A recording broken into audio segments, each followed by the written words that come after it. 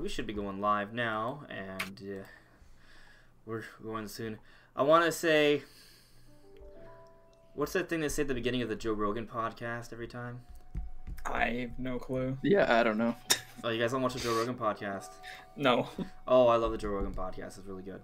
But I'm not going to talk about that because there's some really crazy stuff that they talk about there. We're going to avoid that. We're going to avoid that. Okay.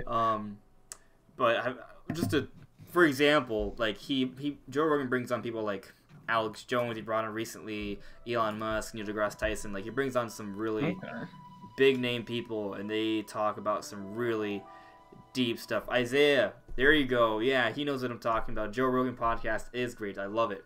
It's fantastic. But this is a Nintendo podcast for those who are watching and will be watching in the future.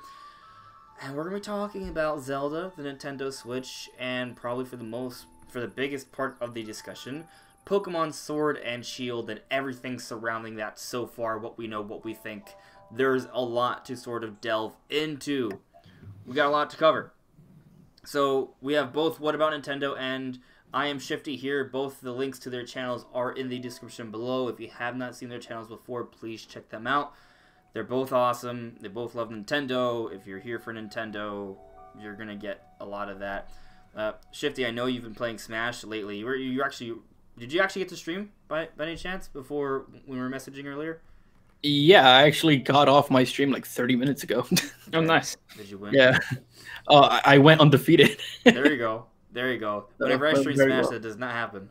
No, yeah. I like it when I get 1 or 2 wins. I'm like, yeah. Yeah. Sometimes if I'm playing, I like winning, but sometimes I feel like if I win too much, I'll start to feel bad. But the moment I think that, I get my ass kicked. I'm like, no, I have to really try. I cannot afford to take it easy on anyone.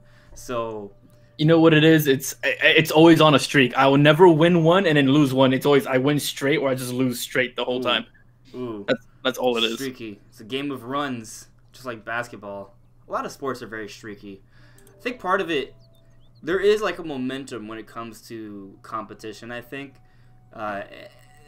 obviously some of it's just coincidence, but I think there is a correlation to winning and then winning more and then losing more.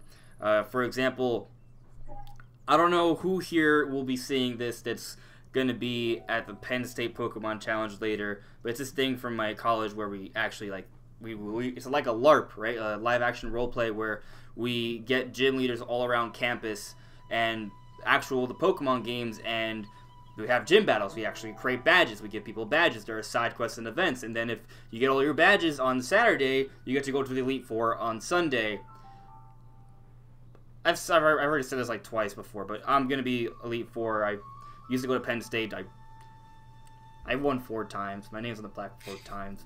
No one's won that many times. I think only a couple people have won twice, and I'm the winningest. I'm the winningest. So I'm gonna go there, and my goal is to make sure no one wins.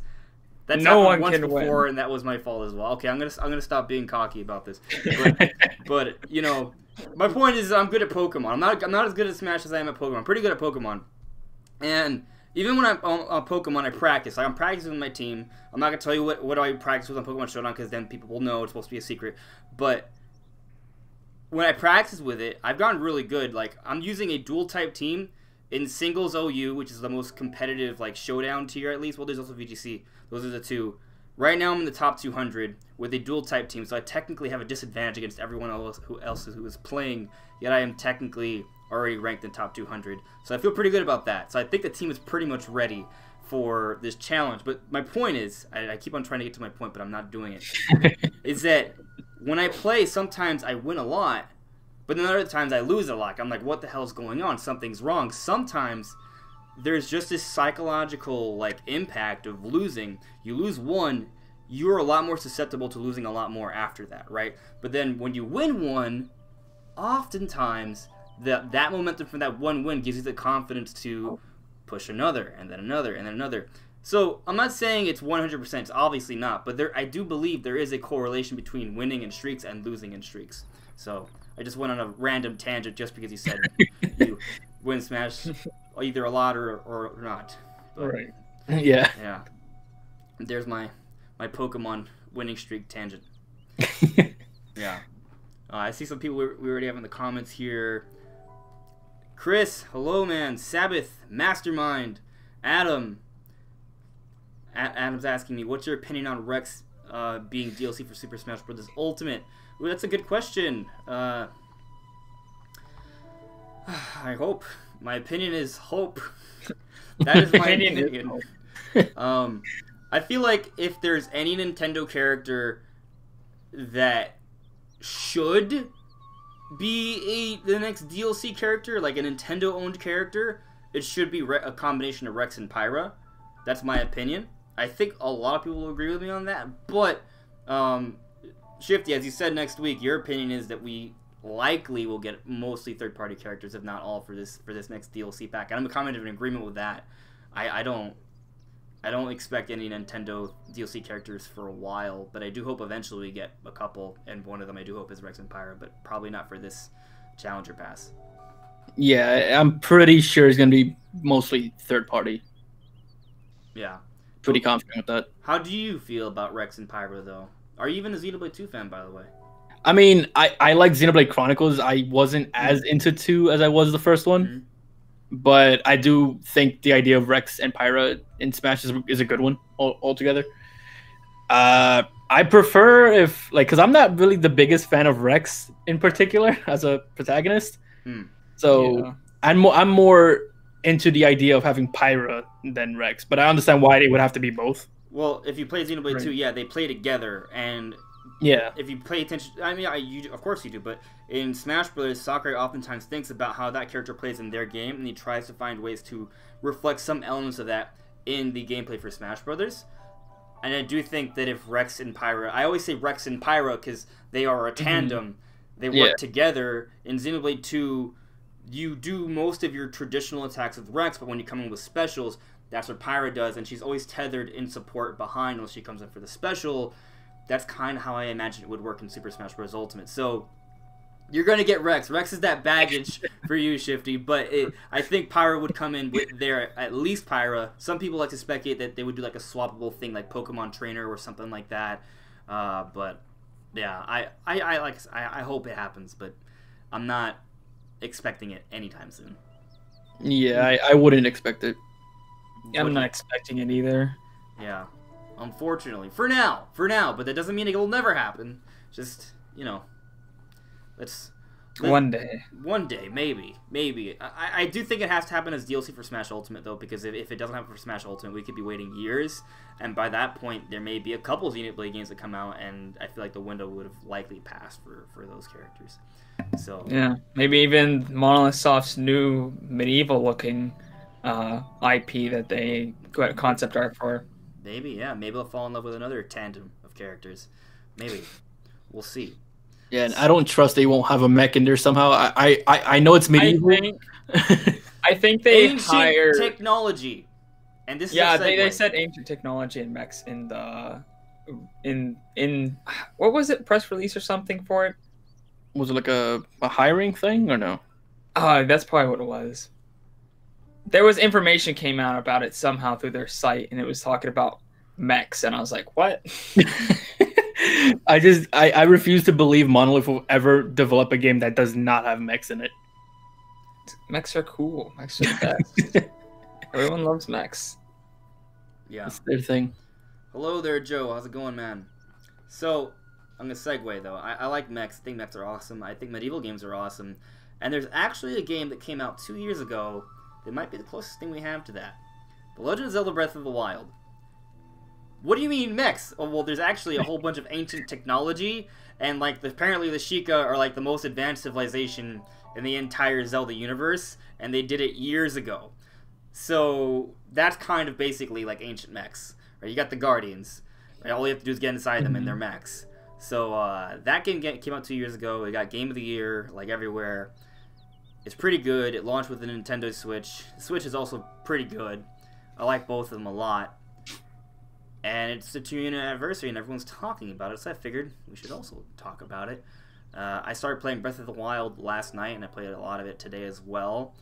And I'm gonna kind of save my thoughts on it as I'm kind of getting back into it. But spoiler, it's really good.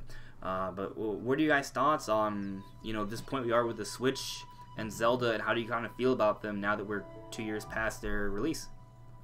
It doesn't feel like it's been 2 years No. at all. It feels like it's been a few months. It's weird because I was like, wait, it's 2 years. It is. It doesn't feel like it's coming up to the anniversary. I don't know. I feel like it's still a ways off for some reason, but of course it's already passed. So I mean, 2 years since I played probably my favorite game ever, and 2 years since I bought probably my favorite console, or one of my favorite consoles. It's pretty insane. I'm kind of in a similar boat about how it doesn't feel like it's been that long. For me, I would say it feels like a year. Yeah. Like, it feels like a year has passed, but it's double that, which is weird. But I don't know. Like, Breath of the Wild I'm kind of with you guys. Like, it's amazing. It's probably one of my favorite games, top 10 easily. But I think a lot of my favorite games on the Switch were kind of year one games. I don't know if it's like a common thing, but year two wasn't bad at all, but it just wasn't to that extent, which I think is a very high bar, Yeah, I mean, I think 2017 is arguably, for one system, right? Like, not comparing the whole industry, but just for one system, I think it may be the best year we've ever seen from any system ever. It's definitely up there if it's not, like, widely considered number one. Because you had 2 Game of the Year candidates to come out, right? And then you had a lot of really good, solid titles to come up between those. And, I mean, like, for some people, Xenoblade 2 is the best game on the Switch. And that also came out in the same year as Mario Odyssey and Breath of the Wild. People are still playing Splatoon 2 and hyping it up, right? That's, for some people, still their biggest multiplayer game. There was also the year where we finally started getting legitimate AAA multi-platform games on a Nintendo system. Right. It's just, there's a lot. Like, there are a lot of games that I kind of forget about that came out that year. There was a fair good amount of ports as well, like Pokken Tournament Deluxe, Hyrule Warriors. No. Fire like, I was gonna get it right the first time. Fire Emblem Warriors. Yeah, that was a new game. Yeah, Fire Emblem Warriors came out that year as well. We got Mario Kart 8 Deluxe, which is selling like way too many copies. New IP in ARMS. ARMS was good. Another new IP in Snipper Clips, and it even had a DLC expansion to come out that year as well. Which was totally unexpected, but well deserved. It's a great game. Yeah. I mean, and again, I'm gonna bring up Doom came out on the Switch that year. Skyrim came out on the Switch on that year. There's a lot of good indie games that came out on the system, and I mean, they really hit it out of the park, right? I mean, it's Breath of the Wild. It's interesting. Because the system launched with Breath of the Wild and just a few indie games, and people are like, "Oh, that's nothing. That's such a small, paltry lineup for a system, right?" But they also said similar things about there only being one game at E3 at 2016, except that was arguably one of the best E3s ever for a Nintendo fan, right? At least for me, it was. Having just Breath of the Wild at E3 2016 was incredible. That game was amazing when I saw it then, and when they had that big trailer at the Nintendo Switch reveal event in January. That was huge. It was huge. That was an incredible moment. I was saying that was the best game trailer of all time. It might still be. I do feel like they hyped up the story a lot, and when I got to play the game, the story didn't quite match up to what the trailer suggested. Very misleading. It was misleading.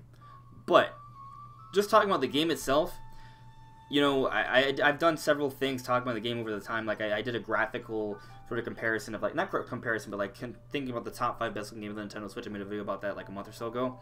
And at first I was going to rank Breath of the Wild number 1, but I put a poll on my community channel, and it only got second highest vote. Smash got first. I wonder if that was recency bias, but because of that, I allowed it to sway me, because Smash Bros. Brings in all these different art styles, and it's like a culmination of everything. I decided to give the nod to Smash Bros. To be the best looking Switch game. But now that I started playing Breath of the Wild again,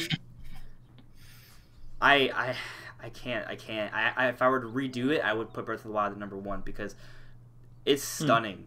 The game looks incredible. There's so much detail. I'm just talking about the graphics here, but I really mean everything. Like, there's so much to this game. Like, you look at Breath of the Wild, And honestly, there's nothing that I've played or seen, and I've played a few pretty big games on other systems since then, and none of them, in my opinion, hold a candle to Breath of the Wild. Like, I was playing through God of War, played Horizon Zero Dawn. Those are pretty big games, and they're really good. They are. They're nothing like Breath of the Wild. And there's some differences, especially God of War has its own kind of little take, but there's something about Breath of the Wild to me when I'm exploring through the game. There's nothing frustrating about it. It's this incredibly soothing experience the entire time. And I was thinking, after having played through Breath of the Wild, getting all the shrines and everything, I was thinking that, you know, aside when I would go back to do some research for theories and stuff, I would, or do the occasional stream, I thought I wasn't really going to go back to Breath of the Wild, like a full replay. But a lot of people kind of got me into it, and I started doing it now, and I'm now thinking, why didn't I do this sooner? This game feels good. I want to play it through in its entirety now, even though beforehand I was thinking this is not the kind of game I would want to replay like Ocarina of Time or the Wind Waker. But 2 years afterwards, I'm enjoying this game, and I can't wait to adventure through Hyrule all over again. And so I'm thinking this game might actually be the greatest game of all time, in my opinion. It might actually be that. I originally was thinking it still had to be Ocarina of Time.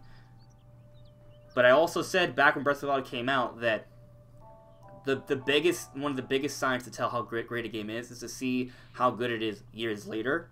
And 2 years later, which isn't that much time, so we may have to wait a few more years, but 2 years later, I am starting to think that Breath of the Wild might be my favorite game of all time. That's how good it is. That's how soothing of an experience it is to play through that game. It's very soothing until it rains and you need to climb up a mountain, and then you're just like, well, shit. There is that. There is that. But even that is kind of a puzzle, right? Some people may find that frustrating, but there are other ways around things. And there's ways around that.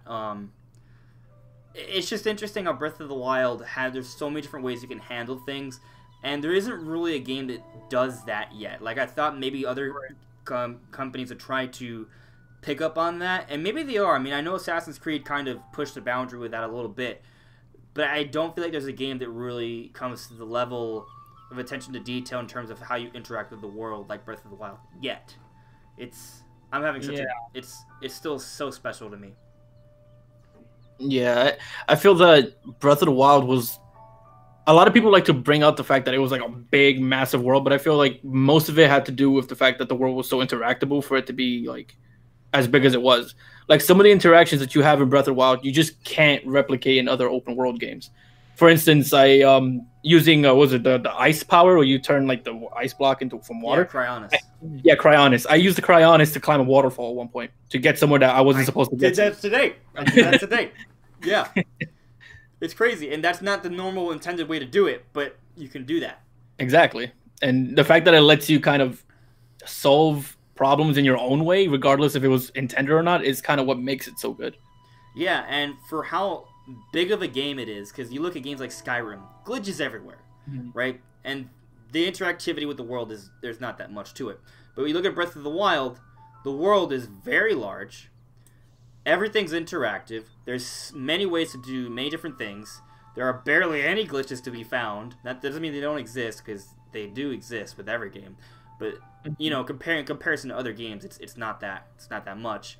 And on top of that, another element that people don't really take into consideration is that Breath of the Wild is a very vertical game, right? Like, if you count like from length to width, the game is very large in terms of an overworld, but you're not really doing it service by comparing it like that to other games, because other games don't really have the verticality that Breath of the Wild has. So the world's actually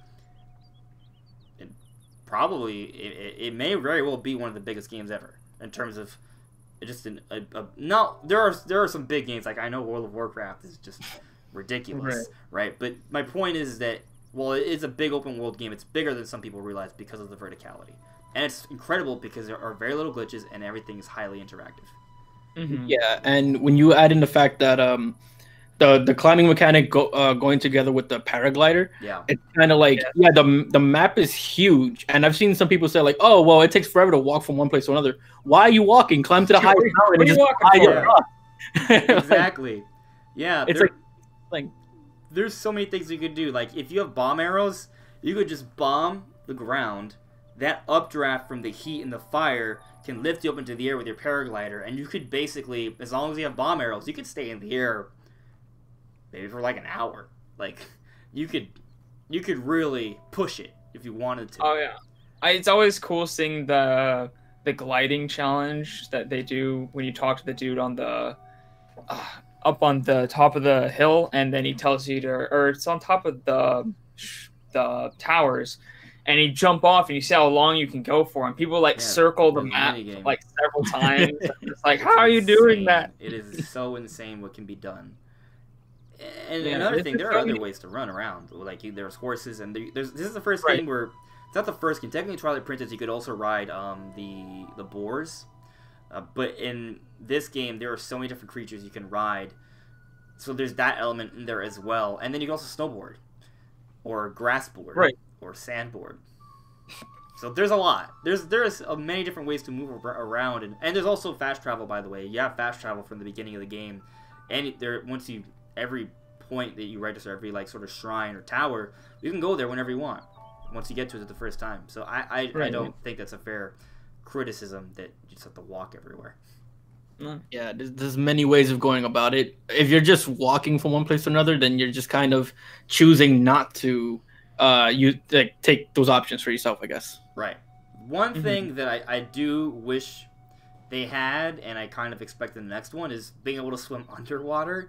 Like some Zelda games allow for swimming underwater, some don't. Like at the Wind Waker, you can't swim underwater, and you're always like, oh, if only I could. And especially in Breath of the Wild, because all of that is programmed, right? Like all of the hit detection is there. Like the items fall underwater, and they're still there. And in some cases, you can still get those items. Sometimes it's kind of hard to find. Like if there's no magnesis, it's pretty hard to get items that fall underwater. Not impossible though. There's some cases like I remember when I first played through Breath of the Wild, I dropped like a really expensive jewel, and I got a metal chest, and I used magnesis to drag the metal jewel all the way to shore to get it because I really wanted it. But besides that, there was like no other way to get that jewel. Oh, actually, I tried another thing before I did that. I tried to stasis it and then shoot arrows to bounce it back as well. Mm-hmm. Yeah, and I feel that there's certain things in the game that, I mean, it's cool that it's an option, but it's such a dramatic way of doing something else that we used to do in other Zeldas. Mm-hmm. Like, how did you guys collect fish exactly? Oh, I blew them up. You blew them up, right? I blew them up, and then I just went on and got them. Exactly. So it'd be nice if we just got a fishing rod, so we could just, fish like normal. I was trying to be very efficient with my resources, so I would just swim. I would swim in the water with them, and I would try to scare them into shore. That way, I wouldn't have to waste any of my resources. If I just use the bombs that you have, that's something you could do too. I did that. I remember doing that in the Master Sword trial. Whenever you go out the in-between rooms, I would just throw bombs everywhere, blow up the entire environment, all trees falling, everything breaking, and then fish dead on the top of the water. Yeah, I did do it then. Mm-hmm. Yeah, like little things like that. If they can add some kind of, I don't know, fishing mechanic, and then add like a few things that we used to have in other Zelda games, would be nice. Absolutely, absolutely. Breath of the Wild is so close to being. It is the ideal Zelda game to me. It's just interesting because while I'm playing through it, I do feel like this may very well be my favorite game of ever. It's definitely up there. Mm-hmm. It's also one of the few it's one of the few incredible games where there's still so much more they can do with it. Like, you look at Super Mario Odyssey, and yeah, they can make the game better by adding more worlds or adding better multiplayer stuff. But there isn't, like, you know what I mean? Like, with Mario Odyssey, they've kind of, they're pretty much near the pinnacle of Mario, minus some groundbreaking innovation that we haven't realized yet. With Zelda, even though it may be the highest point of Zelda yet, there's still so much more that they can do with it. You know what I mean? Right. Yeah. Yeah. Every time I play that game, I'm just like, this is amazing. But at the same time, I'm always like, oh, this should be better, and this should be better, and this could be better, and they should do this. We always want more. We are insatiable. Yeah. it's one of those weird games where it's so good, but you have yet to reach the ceiling. There's just so many ways you can improve on it. Absolutely. I'm just kind of looking at the chat here. Like I see Sancho saying the environment is so realistic and beautiful that you feel like you are there. I'm right there with you. It's very immersive. Like something about the sound design of the game. Like as you walk, you hear Link's like feet like hitting the ground, and it sounds different every time. It's really interesting. It's soothing, and then of course you hear the ambient noise. I have some of that playing in the background for this podcast, by the way. Hopefully it's audible but not annoying. If it is, let me know. And like just playing through the game, it feels good. And just another note, going back to the graphics, like even though the game was developed for the Wii U, playing through it now, I do want to change the thing I said about a month ago, saying that it was the second best looking game on the Switch. I think it's the first best looking game on the Switch. I think it looks better than Mario Odyssey. I think it looks better than Smash Brothers, than any other third party game on the Switch. I still think it looks incredible, and it's interesting because I know a lot of people had this expectation for Pokemon Sword and Shield, and maybe we'll say that for a little bit later in the discussion. But I know a lot of people were kind of hoping that Pokemon Sword and Shield was going to be like this next big jump, like Breath of the Wild level. And I made several videos talking about the next Pokemon game being Breath of the Wild tier. But every time in those videos, I just want to stress that when I said Breath of the Wild tier, I tried to clarify and say, when I say Breath of the Wild tier, I don't think the game is going to be anything like Breath of the Wild. I simply mean that it's going to be a big jump for Pokemon, kind of how like Breath of the Wild was a big jump for Zelda. That's what I meant, and I do feel like that might still be the case. But I guess we'll say that a little bit later, though. I just when I look at that game, though, you can't expect any other game to come out to really compare to Breath of the Wild. Like that is the pinnacle of Nintendo design and work. Like it's all right there. It's so immersive. There's so much detail. It's a magical experience through and through. It's still an amazing game. Yeah, it just made such a massive jump for Zelda that expecting every single, I guess, Nintendo franchise to follow suit maybe, yeah, it wouldn't be fair to the developers of all these different games because they might have a completely different vision than what the Zelda team had. Yeah, absolutely. It's just such an incredible jump, and they spent years on it. And this is Nintendo's biggest team. Like, I wish there may be numbers hidden out there somewhere, but I think everyone or almost everyone will agree with me that Breath of the Wild had the biggest budget for any Nintendo game. If there is another Nintendo game out there that has a bigger budget than Zelda, the only game that I can think of, well, there's two actually. Super Smash Bros. Ultimate probably has a huge budget because of all of the other properties that are involved. I'm sure there's like royalties and different things that have to be shared with that, right? But excluding that because of royalties, but simply just going into making the game, I think it might be Metroid Prime 4. We don't know. Like, but obviously they developed the game for a few years and they had to scrap it, and now they're restarting. So I imagine that's a pretty expensive endeavor for them. So Breath of the Wild is huge. It's a big game, and it's. Yeah, I mean they had over 300 people working on it at one time, which is insane. And they use partially Monolith Soft. They used like 100 people, I think, from Monolith Soft at one point. It's insane. And they needed all the extra resources. And they worked on it for 5 years. And Breath of the Wild wasn't one of those games. It was like, I don't want to say it was in development hell, like something like Final Fantasy VII. Like there's some games developed by other companies that take years to be made. And I'm not trying to take away from those games, but I'm just saying like Breath of the Wild, like. They were just trying to make sure the physics engine was as good as it could be, and they did it.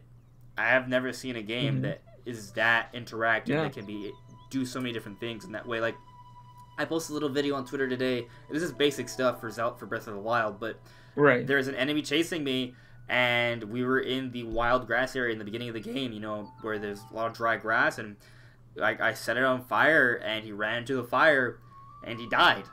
Because the fire burned him alive. Yeah, I was playing, I think last Friday, and I was just had like over 100 bomb arrows, so I was just blowing everything up. I just go to enemy and shoot it. It just fly a million miles away and die. Because I was on the side of a cliff on like the desert area, and there was just like ramps and stuff. And I was just like, I got like bombs of just like shooting just constantly. And bokoblins are flying. They're like white bokoblins, silver bokoblins, so they have a ton of health. They're just, I'm like, I don't feel like hitting them like 20 trillion times to kill them. Let's fly them off the cliff and they'll fall to their deaths. It was hilarious how far they flew too. They went like miles. Right, and then you could. There have been multiple times where I'll be in a situation where I'm on a cliff, and I had the ice weapons, so I would freeze them, and then I'll get the Deku Leaf and just slide them off the cliff. That's a brilliant nice. idea. My only problem with that is depending on. Well, the thing that's actually it's not a problem. In other games, it would be a problem if you would create a strategy to throw the enemy off the cliff, because then you can't get the items. In Breath of the Wild, you actually can. You can do that. Doesn't matter how big the cliff is. You can go down there and get the items once the enemy's dead. Yeah. So it was never really an issue in the first place. No. It's a fantastic idea. I love freezing enemies sometimes and just kind of staring at them, because they're just a big ice sculpture, and it looks really good. Because I'm playing Master Mode right now. It's ridiculously hard. It feels like Dark Souls has been imbued into this game, because it's all OHKOs, all OHKOs. And it's not the first time I played Master Mode, by the way. I did do it a while ago, but I decided, since it's been so long, I decided to start from the beginning, and I'm gonna try to 100% the game in Master Mode. But like I decided to try and fight the rock monster. I don't know why it's in my mind what the name of the rock monster is, but the giant golem you have to fight in the Great Plateau. I destroyed. Talus, I think. It's a Talus. Yeah, thank you.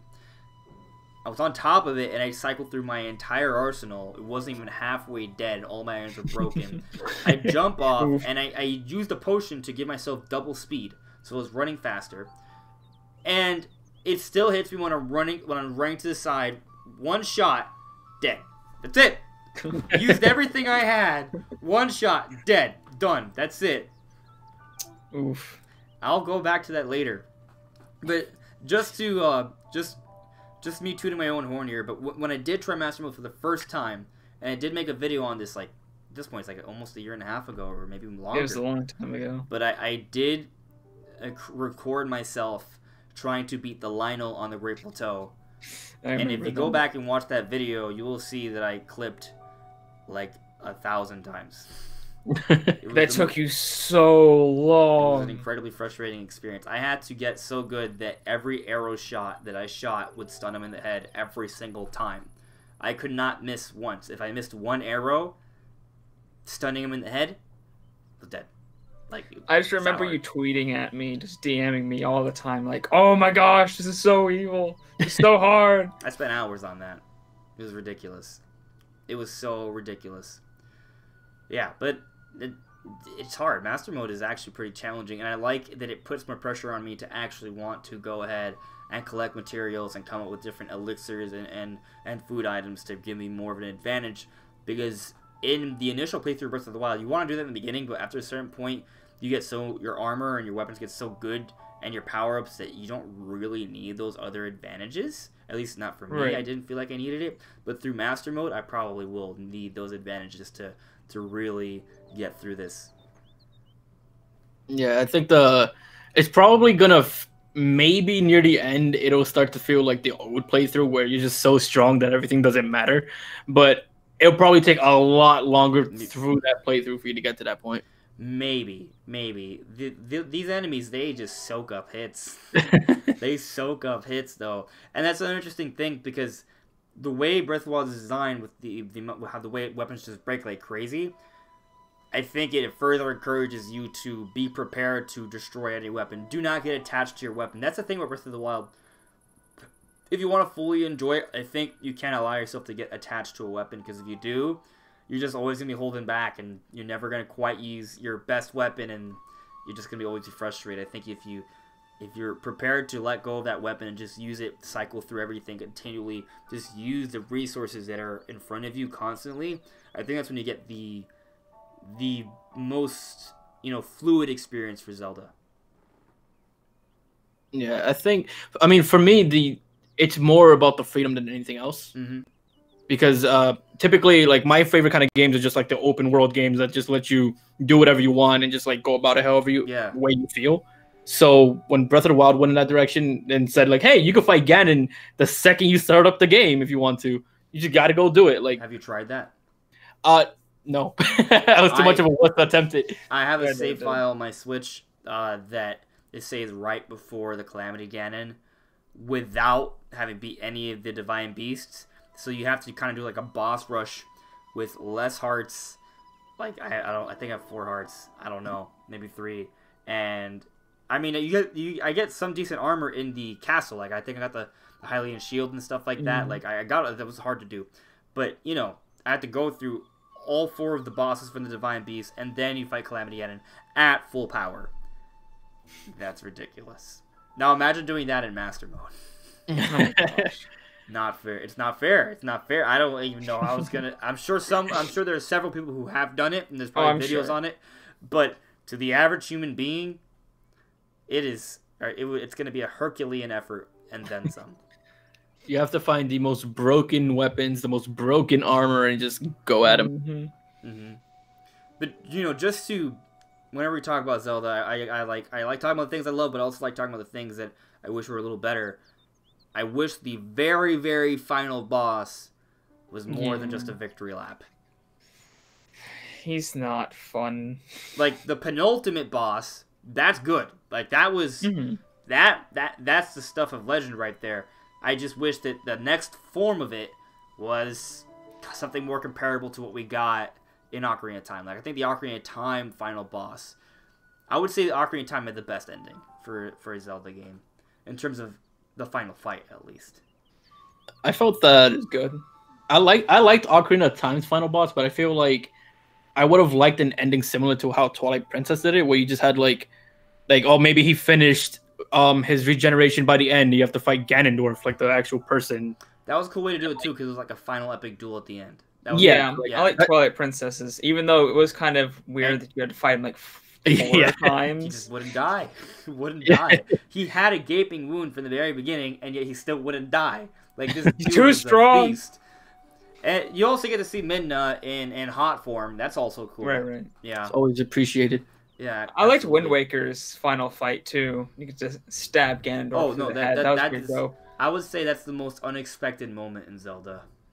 Like for me, the best way to end it is just a one-on-one duel.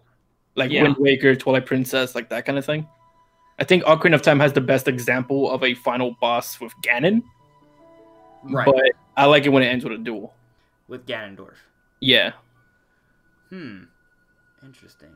So it feels like it's a one-on-one fight of equal skill rather than like a beast versus, you know.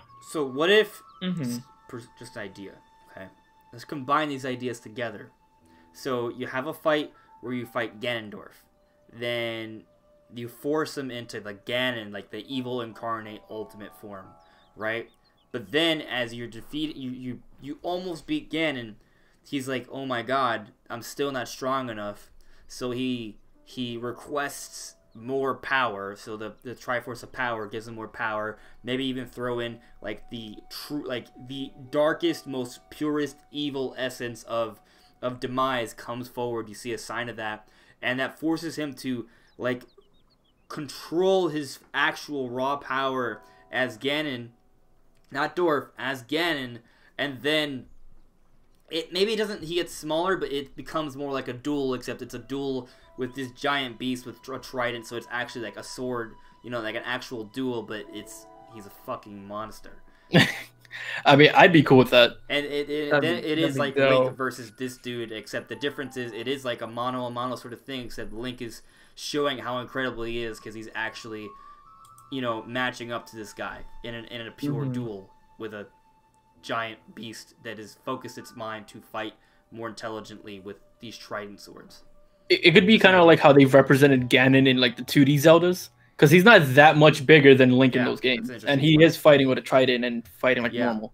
That's an interesting point. Yeah, maybe that could take some inspiration if they ever do something like that. I would like to see that. That'd be cool. Yeah, and just a random idea for like a storyline kind of thing. We've always had storylines where Zelda and Link have had some kind of friendship, but why can't they make one where Ganondorf, as a kid, is friends with Link as a kid. Oh, dude, just make Maybe Naruto and interesting. Sasuke, bro. Yeah. Yes, let's There do you it. go. Let's do it. Like he's destined to become Ganon. He's destined. Link is destined to, you know, Oh my end the guy. god, that would be Mhm. epic. Like, it would be epic.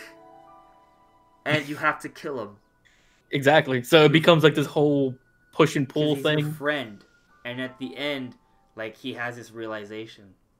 You were always my friend. God. Wow, that would be powerful. That would be really powerful. There's some serious potential there. I would love to see that. That'd be so cool. Man. And I wonder... Here's actually an interesting point, because Zelda's Breath is open world now. How do you think they could tell a really good story, as we're talking about now, with the open world design? Because there are some... With the open world, in order to actually offer that full openness, it's hard to tell a linear story, which I do think is usually the better way to tell a good story. Mm-hmm. Mhm. I feel the best way of handling it is to kind of take a page out of Rockstar's book and kind of have like maybe just continue this portion of the story. It happens at this location, so they tell you, oh, that location, you go over there, and then from there it activates a cutscene, and then it tells you what you have to do, and that kind of thing. Because I feel like you can't funnel them through a story, because then it destroys the very point of the open world freedom. Right. But at the same time, if you keep it so open to a point where it's like Breath of the Wild, then the story becomes kind of like chunks in random places, and you can't like really keep track of it. Yeah. I feel like, I guess it could just be like a checkpoint system. Like, you can do whatever you want in between, but like kind of like what they did in Breath of the Wild, except like during certain points of the game, you just have to go back to Midna. Not Midna, Jesus, Impa. In Kakariko Village, right? You had to go Mhm. to Impa there. Maybe they could do that, not necessarily just to one point, but there is like a consistent main campaign that they are expected to follow. And every time you do that, there is like an episode that plays out. But you always have the option to do whatever you want throughout, building up to get stronger to whatever that is. Like maybe the dungeons you're kind of expected to collect throughout the game and power up, but there is actually like a focused narrative, and there's like another set of events that are happening. Like maybe it's based off of a war, right? And you're expected to report in to help with the war, and that leads to certain events. And it's just an idea I'm throwing out there, but basically just some sort of narrative or a device that forces you to go back to not necessarily a one point in the game, but wherever that narrative pushes you, and whenever you go back to that point, that's when it progresses the story. But meanwhile, you still have this other objective where you're expected to find certain things in the overworld, collect these different medallions or whatever in different dungeons, and help the townsfolk or people with side quests and stuff and getting stronger, finding more things. Yeah, and I guess like because some people would be worried about how they make it balanced, because then if you have it just sort of there, people could easily like overpower themselves and just kind of like just rush through the whole thing. They should just scale in difficulty depending on how much you've progressed. I think they need to scale and make it seem a little like, what's the word, like drastic almost. Kind of like how if you decide to run towards Ganon immediately in Breath of the Wild, it's a really hard task to do that. Yeah. So it to kind of like, I guess like sort of guide you, but not really guide you. They give you the mission from the get-go, but the mission will be considerably harder than you're expecting it to be, and then that way it rewards you for exploring and going to these different places and then coming and doing the mission. Okay, that makes sense. Right. What's interesting to me, and it's because I'm a masochist, I guess, but for me, right, playing through Breath of the Wild, if you skip everything, the game is harder. Yeah. But for me, I enjoy exploring the game. That's an incredible part of the game. But sometimes there's so much that it does feel like a big accomplishment. So when you accomplish it all, you get awesome stuff, right? Especially when you beat all the shrines, right? I'm not gonna spoil that for anyone, but when you get all the shrines, you get a pretty cool thing. And also when you do the Master Sword trials, that's another really cool thing. If you do all of that, it's all really cool, and it does feel rewarding because you get this cool stuff. But for me, what I want the most at the end is to have an epic climactic battle that pushes me to the absolute brink. And by doing everything else, I will not have that because it will be a cakewalk. So I don't actually feel rewarded because the game becomes easy. I wish there was some sort of sick system in place where the game rewards you for collecting everything in the game and getting powerful items by giving you the hardest boss possible. I guess the closest thing to that, I don't know if you guys really played much of Skyrim, but they had this thing where once you hit, I think, the level 81, which was the original level cap, they had this thing where like you would get this quest line where like a random knight in black armor would show up and he'd be like the toughest dude in the game or something. Yeah.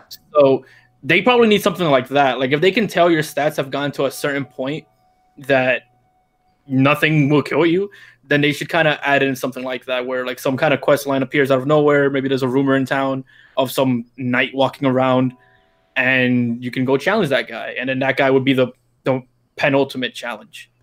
Yeah, something like that, where there's an additional final secret boss after the final boss. It offers that. That'd be really cool. I would like it even more if they added a bit of story to it. Maybe it could be like a post-game thing.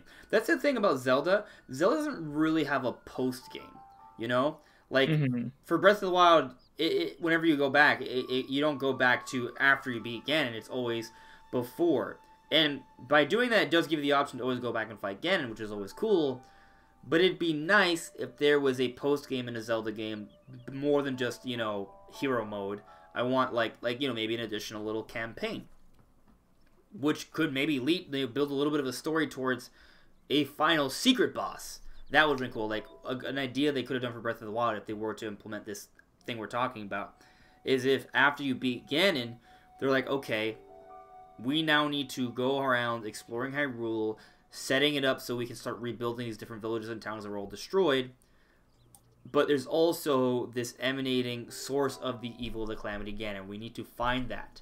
And then eventually you find that. This all being the post game, and that ends up being the true like final form of Calamity Ganon. Maybe the source of the evil demise. We have to go to like the core of Hyrule, like deep down underground and destroy it. Because it does make it seem like Calamity Ganon does come from like within the earth. Right, so it would have been interesting to see something like that. But I think, well, what I was going to say is that they could do something like Xenoblade also, where Xenoblade has like these random, extremely powerful bosses, like in like early game. Yeah, that's another idea they can do. That would work out as well. And in all fairness, the DLC, I don't know if you guys got to play the DLC boss, but that was pretty cool. I remember it being fairly challenging. It was. I mean, he could have been harder. He could have been harder, and I gotta be frank with you. For me, when I fight bosses in Zelda, I want to fight a giant monster. I don't want to. The duels are cool with humanoid forms; those are cool, but I really want to fight a giant epic monster. That's. Twilight Princess did a really good job of that. You fought a lot of giant epic monsters, and they gave you that, and they still gave you the epic duel at the end for Twilight Princess. Right. So. Twilight Princess, I think, may have the best boss designs for a Zelda game. I think so. Like, Twilight Princess was incredibly easy, probably one of the easiest games for me. Unless you do play with just 3 hearts. Yeah, but I beat the game with 3 hearts with the Ganondorf amiibo on the whole time and hero mode. And I went through the whole game like that. Cake. Yeah. Yeah, it's not... I understand you, because it gets to the point where as long as you're paying attention, you basically never get hit. Yeah, but it did have some of my favorite bosses, like Argarok. It's probably the dragon. He's the most memorable one for me.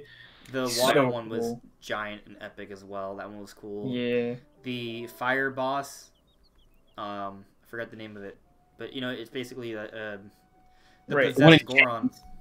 Right. Yeah. In Death Mountain, that one was really cool. That dungeon is one of my favorite dungeons in all of Zelda. Star-Lord. Oh my dude, come on! Star-Lord was dope. That was really cool. Just a giant bone dragon.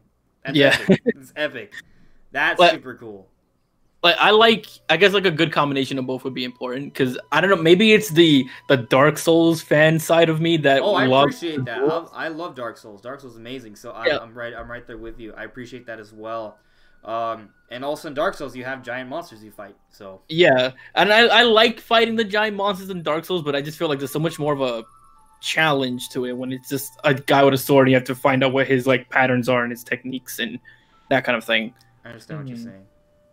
That makes sense as well. I do want both, but I like the giant epic monsters. Like in Ocarina of Time, man, when you're a little kid and you go into that pit and there's a giant Dodongo, that's intimidating.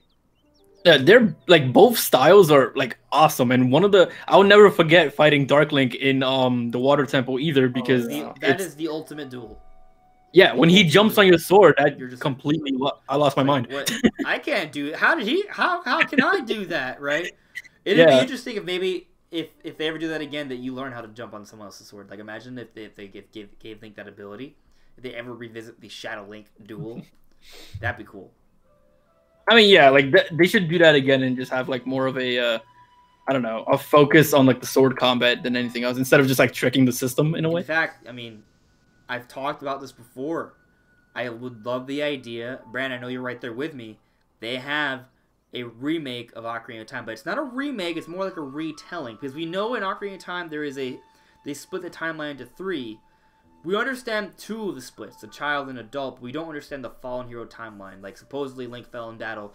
What if they did a retelling of Ocarina of Time where it's like, made with Breath of the Wild, the Breath of the Wild engine and graphical style, but it's basically a whole new game, but telling that story, and we get the same story, beats the same dungeons and stuff. Well, it's not the same dungeons, they'd be different dungeons, but, they go back to a Fire Temple reimagined, Water Temple reimagined, and then we could maybe get that Dark Link fight again, and maybe this time we learn how to jump on someone's sword afterwards, and at the end of the game they tell us how Link fell and it led to the Fallen Hero timeline. Like, that'd be really cool to see.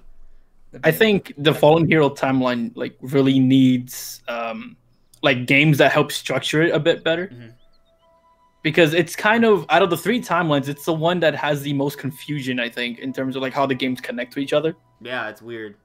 So they definitely need to put some games in there. It's kind of like, if I remember correctly, Link to the Past is the first game on the Fallen Hero timeline. I think.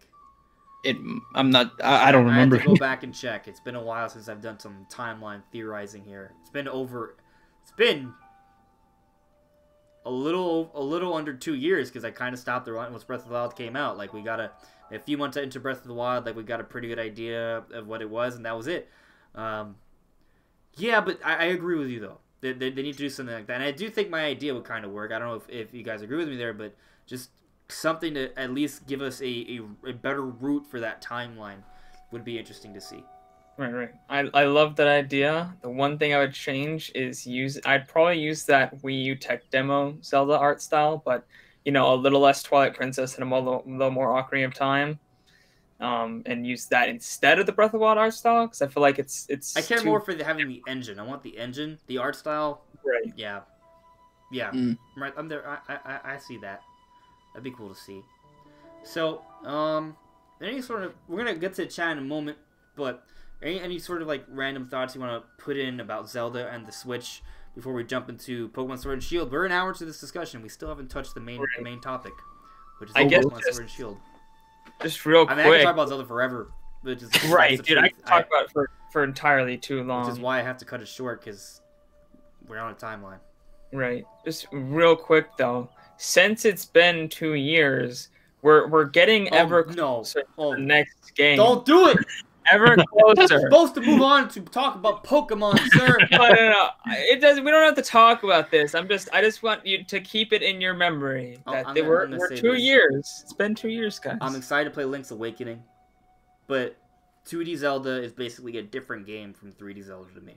Right. I love A Link to the Past. I love Link Between Worlds. I love a Minish Cap. I need to play the Oracle games, and I need to play Link's Awakening. I'm gonna play it soon. I'm excited for that. I think it looks magical. We talked about it last week, but you're right. I was thinking about it. I just didn't want to. I want to focus on what's coming this year because there's so much coming this year. But we have heard from similar sources that have talked about the Breath of the Wild tier Pokemon, all that stuff, that next year, yeah, I'm pretty sure King Zell said it. Yeah, King Zell. He said that next year, if you're a fan of Breath of the Wild, you're gonna love it, which is a tease for what most people are gonna assume is the next 3D Zelda successor. Mhm. If they do pull a Majora's Mask, where they reuse the same engine of the game, I could see another Breath of the Wild light game coming out 3.5 years later. Because that's a big game. There's a lot of content in there. I could see that. Like, it maybe a slightly enhanced Breath of the Wild engine. I hope they change the art style a little bit, but kind of building off that game and building a whole new game around that. If Breath of the Wild came out early 2017, I don't think it's impossible, assuming they base it off Breath of the Wild, that it comes out holiday 2020. I don't think that's crazy. I think that could happen. No. Yeah, I think it could. I also think we could see a Link's Awakening remake this year, Skyward Sword HD next year, and see at E3 the reveal of the next Zelda game, and then have it holiday 2021. Because that'd be honestly, that's plenty of time. They could get it out before then. I think that's plenty of time, but I also I thought feel like the latest we'll see is 2021 Breath of the holiday. Wild would come out on the Wii U holiday 2015. That didn't happen. I mean, probably for the best. Right. Yeah, no, for sure. I'm glad I didn't play that game on the Wii U. I just feel like when it comes to Zelda, considering the past, it's dangerous territory to expect it sooner than later. You know what I mean? Like, it's always delayed. 3D Zelda is always delayed.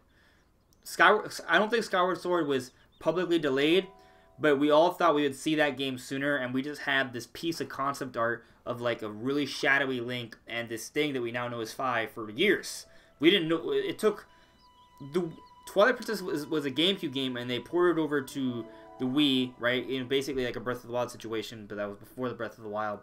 That came out in 2006. We had to wait until the end of the Wii cycle. The Wii was already dead for like a year when Skyward Sword came out, right? And then before that, Twilight Princess was delayed like at least a year. Though the last 3 big 3D Zelda games have taken a really long time to come out. So I'm just... I agree with you. I think it's reasonable. I think it's possible. But I'm going to focus on what's coming out this year because there is a lot. Including Pokemon Sword and Shield. Yeah. I mean, we could move on to that if you want to move on to that. Say your point, and then I'll get to chat, and then we'll move on. All right, let's do that. All right, but I was just gonna say that if they make another game using Breath of the Wild's like kind of resources, it'd be nice to see Hyrule rebuilt and kind of make a game in that setting instead of just having it just the way it was before. Yeah, like what if they did Breath of the Wild like 20 years in the future? So Link's like this somewhat aged badass, and Hyrule is restored, right? So everything's kind of redone. There's all these new villages and towns. The technology is a bit more advanced, and it goes back to the idea I have where there's still essence of the Calamity Ganon like emanating from the depths of Hyrule, and you have to find the core, and then you fight it. I'm right there with you with fighting with a rebuilt Hyrule. I want to see Hyrule the way it was in the flashbacks. I want to see that. What if we also combined all the ideas together and make Link, make a descendant of Link, friends of a descendant of Ganon, and they, and they all that together. The son of this Link fight. Yes, there you go. And the Calamity Ganon is corrupting this child as he's growing up, but they're friends together, and this is it. The ultimate Zelda game. Breath of the Wild 2. Yeah. There you go. I'd rather have like a Terminus situation where it's a completely different place. It's wacky. It's weird. You don't know what's going on. It's like, for that too. Everything's insane. Maybe they can pull that aliens idea back from the concept art. Just do everything just insane, because I love that about Majora's Mask. It was just like Ocarina of Time on crack. I'm okay with them making a game not in Hyrule, but I'm with you there, Shifty. Where like I saw they teased us at Hyrule in this open world, but what we got was a destroyed Hyrule. I want to see that castle town. I want to see that. And if we go to Termina, we'll get something else. Maybe it's comparable, but it won't be the Hyrule that we always wanted to see. I mean, I'm also down for the idea of going to another place. It doesn't even have to be Termina. No, someone else. But like, it would be cool to kind of see what people have heard about Hyrule, since they may be a faraway land, or maybe just imagine the idea of Link rolling up on a motorcycle and seeing aliens. Like, it's to be a weird and like nonsensical sequel. Yeah, what if it was steampunk? Like Pokemon Sword and Shield has some steampunkness to it. So we get some crossbows in there from crossbow training. Oh God! Actually, man, that might. It really depends how they were to do that. No, they need a bow. Can't. It'd be cool if you had a bow and a crossbow. The bow is like, or the crossbow is slow, but it like hit really hard, and it could like enemies just like hit it and then just like flew and like stuck into stuff because the thing was so powerful. Like a javelin. Maybe. Yeah. You're shooting like this giant bolt out of the crossbow, and it's just like super powerful, but it's slow. Okay, so if like I kind of like what they did in Breath of the Wild, where you can like jump and go into slow time and shoot the arrows like that. If they kind of build on that and make Link feel more and more like Legolas from Lord of the Rings, like he even could do the shield surfing. If they build more on that in terms of speed and be able to do combos with the normal bow, then the bow still has like its niche. And then if the crossbow is very slow, but it hits like a cannon, okay, I can see that kind of working out. Yeah. I can see that happening. But we need to move on, so I'm going to get to the chat, and then we're going to talk about Pokemon Sword and Shield. So, let's see, I know we kind of just went on a whole thing here, guys. But let's just kind of see what some of you guys have been saying. We got some sticker star talk here. Okay. It would have been nice if Nintendo had the Wii U gamepad double as a map. That is an interesting point, Super Chris, because originally the Wii U gamepad was going to double as a map for the Wii U version before they moved on over to the Switch. That makes a lot of sense. Hello there, Key of Time 15. How you doing, man? Ocarina of Time is an incredible game. It may still be my favorite game, but playing Breath of the Wild again, it's hard to say right now. Ganondorf will return in the next 3D game. It'd be nice to see an actual personality this time around with Ganondorf, which would go right in line with what Shifty's saying about having like this rivalry, like growing up with Ganondorf. That'd be, I love that idea. It'd be cool. Childhood friends with the King of Evil. Childhood friends. There you go. That's so badass. Master Ryan's saying, why not have a Zelda game that's similar to Breath of the Wild, but this time you can play both Link and Zelda with different perspectives? Also a possibility. I mean, they have played around with that a little bit before. Like in the Wind Waker, you could control Maker and not Errol. What's her name? Oh, Errol? No, wait. Bird Girl. Yeah. What's her name? Oh, yeah. What is her name? I'm sure someone's gonna get it for me. I'm sure you guys know what I'm talking about. You were able to control them a little bit in their respective dungeons, so it's not too crazy. Like imagine Medley. Yeah, that's what it is. There you go, Medley. That makes sense because they're both like musically based. There you go. But I feel like it wasn't for the Wind Waker. I'm sure if the design choices had went in a slightly different direction, they could have had Tetra playable at certain points. I could maybe see a scenario where there is a Zelda game in the future where Zelda has a playable portion, or she's. I would love to play as Zelda an if you had element of like the game. magical powers and elements, and you could like just burn people and like force push and like. It'd be cool if we had a stealth sections where you play as Sheik. Yeah, there you go. That's an option. Another interesting thing. So like in Wind Waker, at parts Tetra, she uses the stone. I forget the name of the stone. The blue stone to communicate with you, right? Kind of like Navi a little bit. And I didn't play Spirit Tracks, but I know in Spirit Tracks, Zelda was kind of like your Navi in that game, right? She was a ghost that kind of guided you a little bit and helped you out with stuff. It'd be cool if maybe Zelda and Link were kind of like a tandem. They work together. They could communicate with each other. So Zelda would function as Link's kind of like Navi, but maybe there would also be portions like where she would play as Sheik, or you would fight with her. So small portions where Zelda a little bit is playable at times. I think there's definitely something there where that could happen. I can see that maybe happening.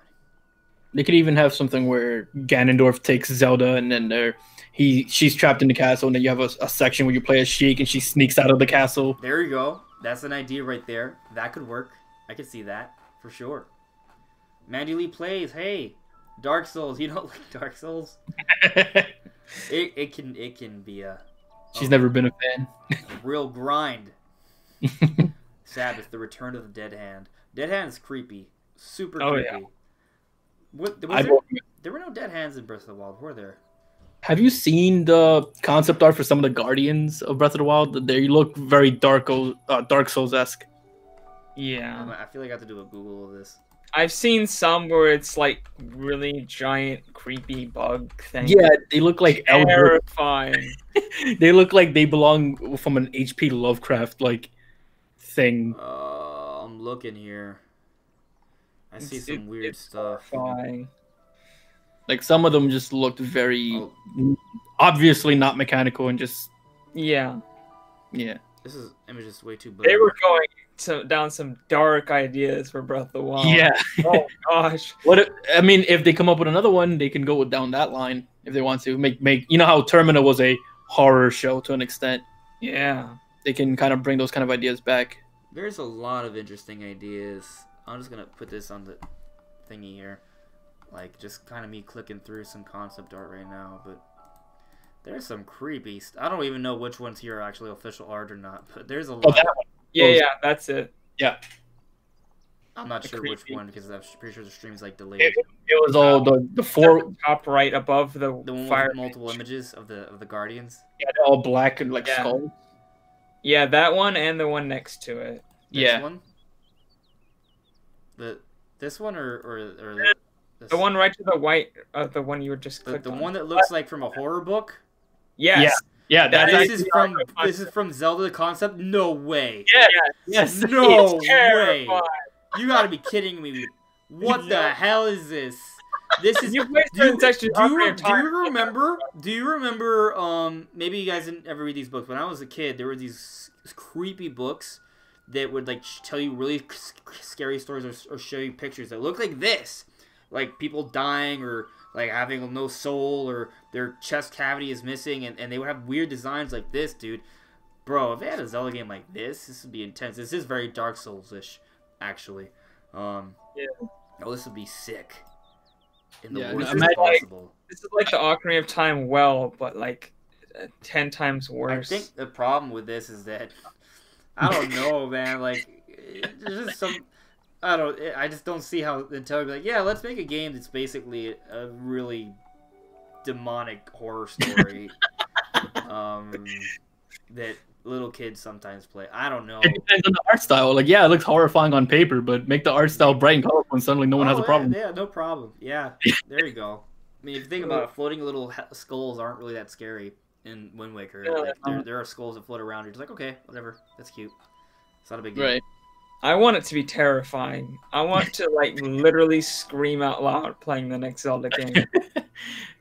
We got to go to a whole new land and make it like Termina with the giant creepy moon that's falling. They just have like these abominations and like a corner.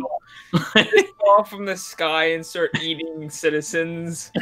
Place your bet because you guys got me thinking. Because Metroid Prime is very scary. Can be very scary. Which one do you think we'll see first, Metroid Prime 4 or the next 3D open world Zelda game? Zelda. I think we'll see Zelda next or not this E3, but 2020 E3. I don't really know. I think it's a toss-up.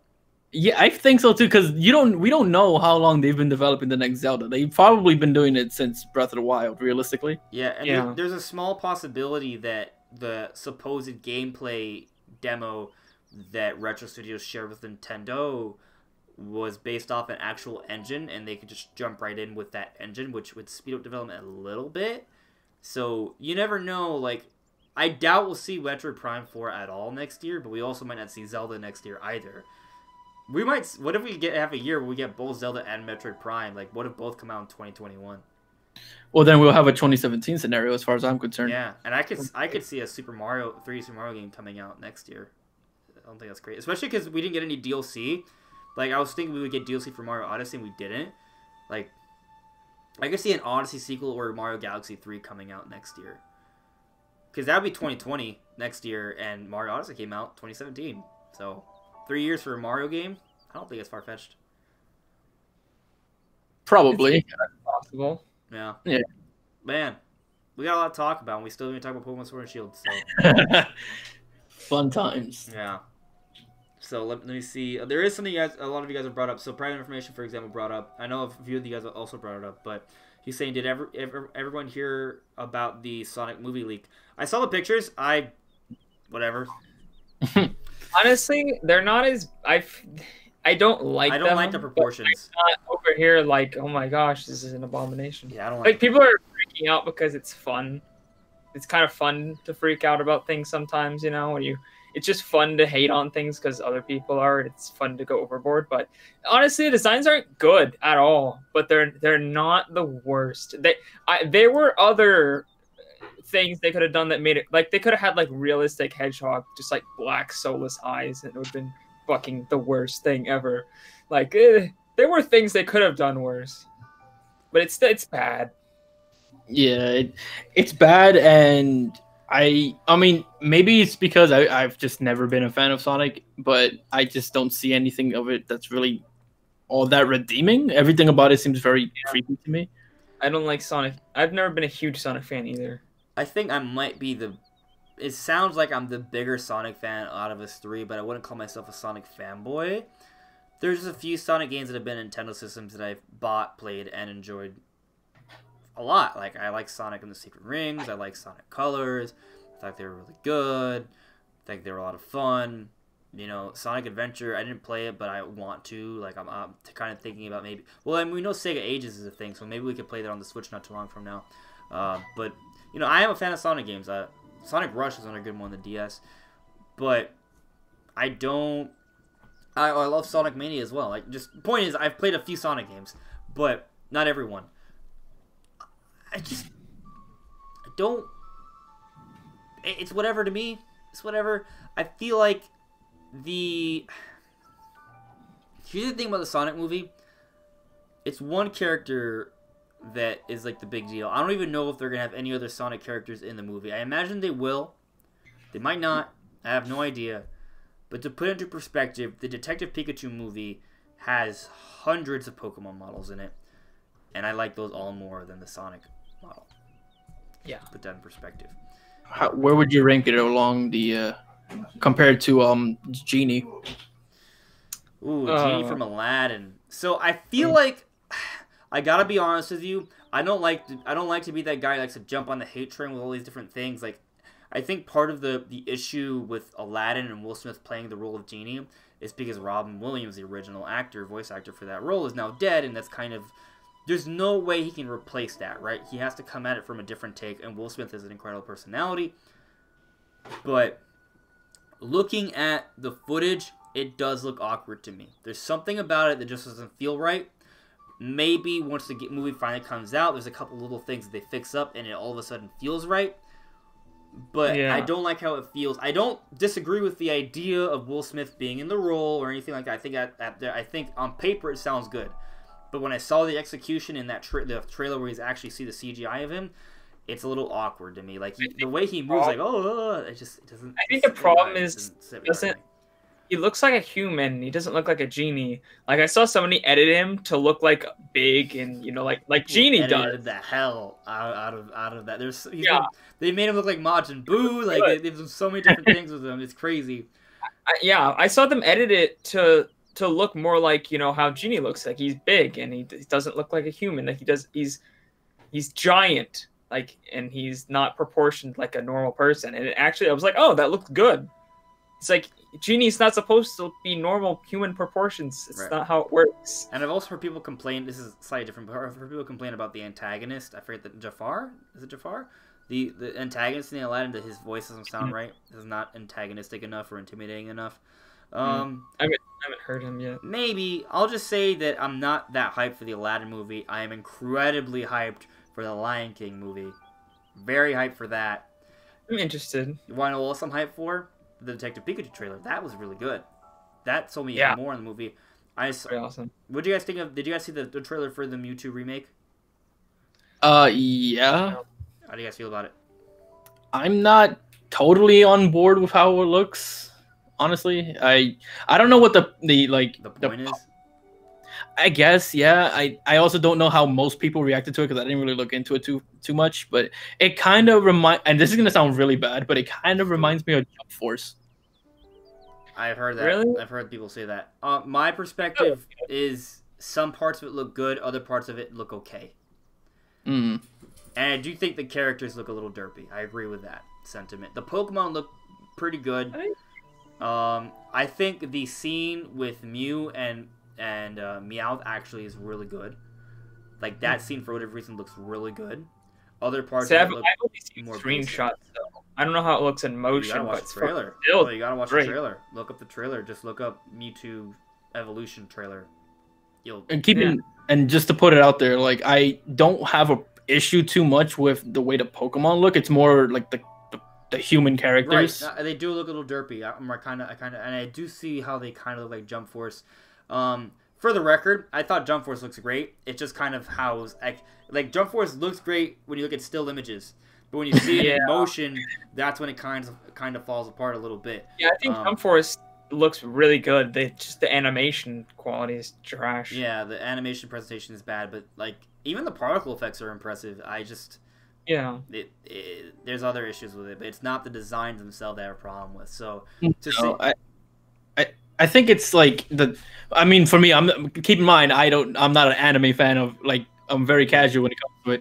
But when I look at Jump Force, I see something that the art style isn't bad, and like I don't even think the gameplay is all that bad either. I just feel like certain characters fit that style a lot better than certain other characters. It's an interesting point, and I think they kind of run into a similar challenge with Smash Brothers, because Smash Brothers is bringing all these complete different art styles into one. The advantage of Jump Force is that they're all anime, so even though there's still a lot of variety and variance with art styles in anime, their art styles are obviously a lot closer than different video games, right? Like different video games can be like ultra realistic and gritty and dark to like super bright and colorful and everything in between, right? So there's more variance with games than there are with anime. So it's a little easier, I think, to find a common ground for an anime fighter.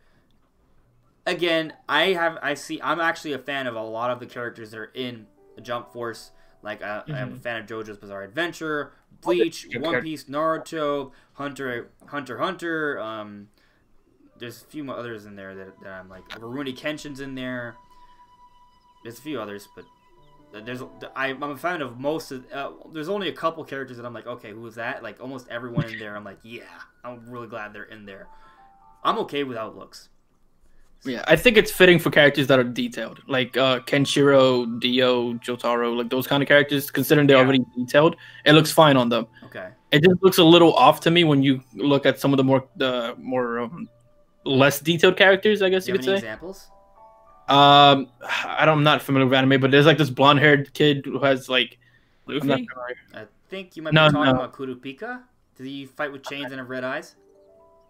I don't remember what he fights with because no one I know uses them. Well, it doesn't matter. It doesn't matter. Let's get into Pokemon Sword and Shield though, because we are basically an hour and 20 minutes into the discussion, and it's the main topic. So now we're talking about Pokemon Sword and Shield, guys. Let me go ahead and cross off the topic here so people who watch this have an idea of where we are. And yeah, it's one of those double liners. So where do we start with this? I guess we can kind of start off with one. Last week we talked about this. We were like, oh, is there a Pokemon Direct? I think there is. I'm not sure. I'm 60%. I'm 50%. How surprised were you guys when we got that reveal basically like 12 hours after this podcast? Not reveal, but the announcement, and then the reveal came out a day afterwards. Well, my first reaction was instantly just like, oh, I was wrong. And I just like was like, oh man, I gotta let these guys know. Oh, look at this. Like I was just like instantly just thought of like all of our entire discussion last week. Yeah. Right. My first reaction was like, yay, I'm glad I was the one with the highest percent confidence level. I wasn't as confident, but I did make a prediction more than 2 weeks beforehand that they would have the Direct on the 21st. A few hours before the Pokemon Day festivities at New York City. So I got it right. But I was not as confident a day before the announcement. I was like, oh, I'm 16%. Don't kill me, please, if I'm wrong. Kind of.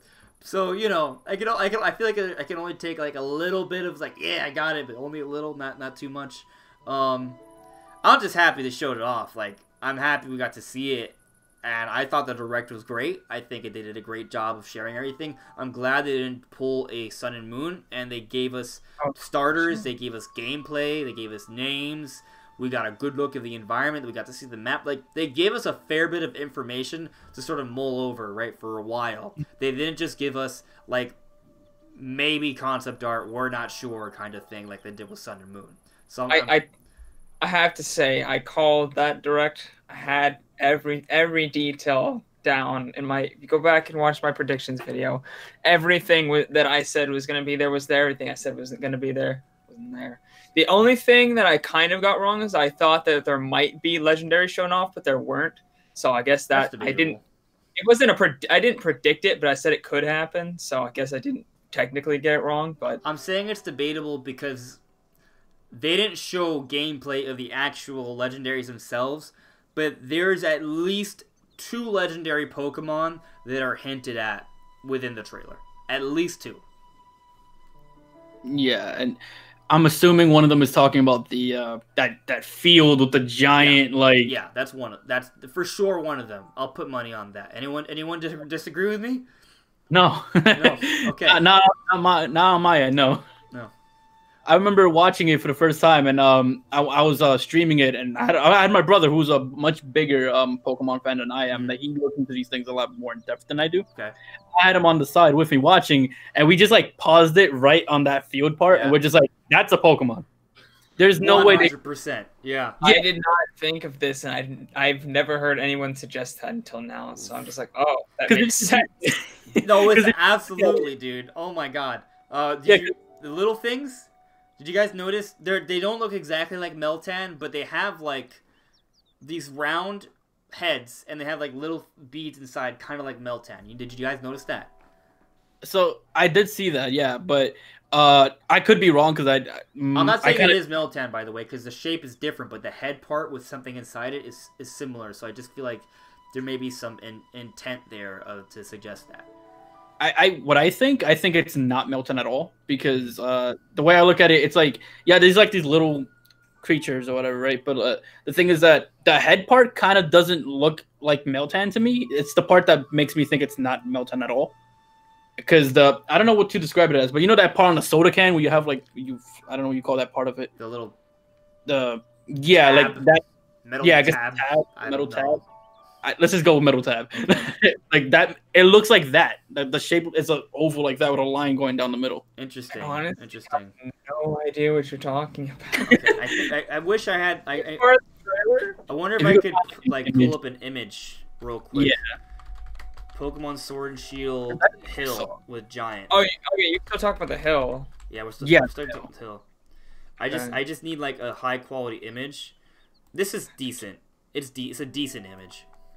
It's pretty good. That's I shouldn't really be complaining. So, you're right. I see what you're saying.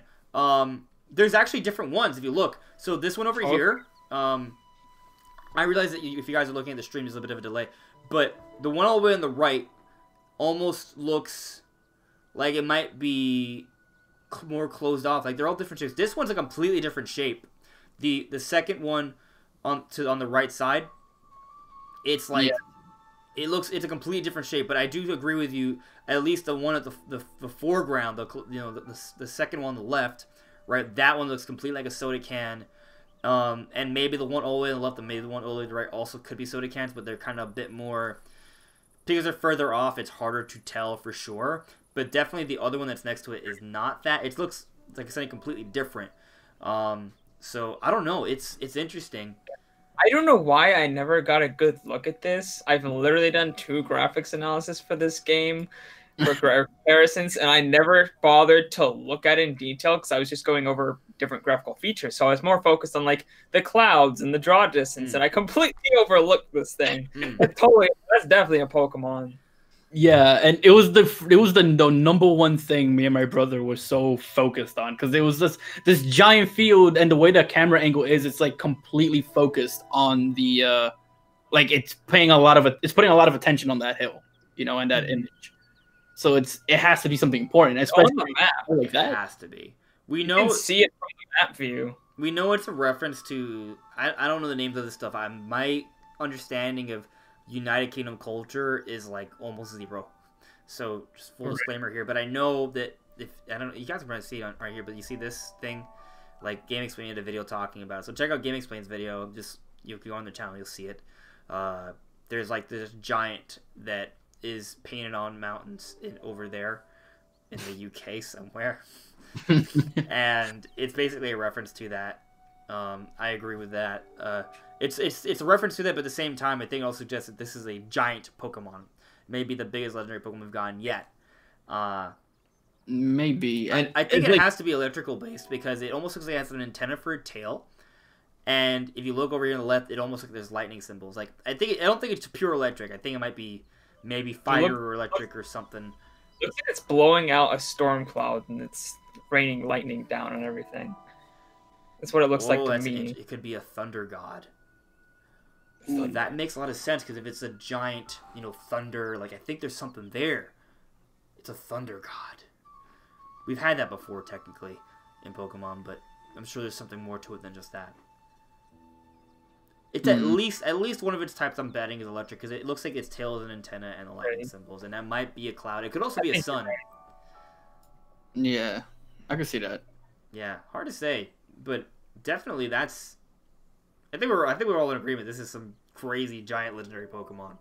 This is something. It's just the shape is too unique. It's not just a person. The shape of a person. It has like an antenna for a tail. It's shooting out lightning. It has like this weird shaped head. Has like spikes on its back. Yeah, like it's too specific of a design for something that's just a reference to. Yeah, it's gonna be interesting to see how that's gonna look in whenever we see the actual Pokemon. Like, how's it gonna look? Is it even gonna look remotely similar? Like, it's gotta look similar, but like this is probably like a very simplified look of how it's gonna be. It's definitely very simplified. Yeah. If it looked like that, imagine if it was actually looked like that model, just like that. It looks so weird. It just has like giant ass feet and tiny triangle body. So there's another obvious one, I think at least, is there's clearly a wolf head on both the Pokemon Sword and Shield logos. Right. Yeah. No, there's a wolf legend. That's what I meant by another legendary. Like, this is obviously a wolf legendary.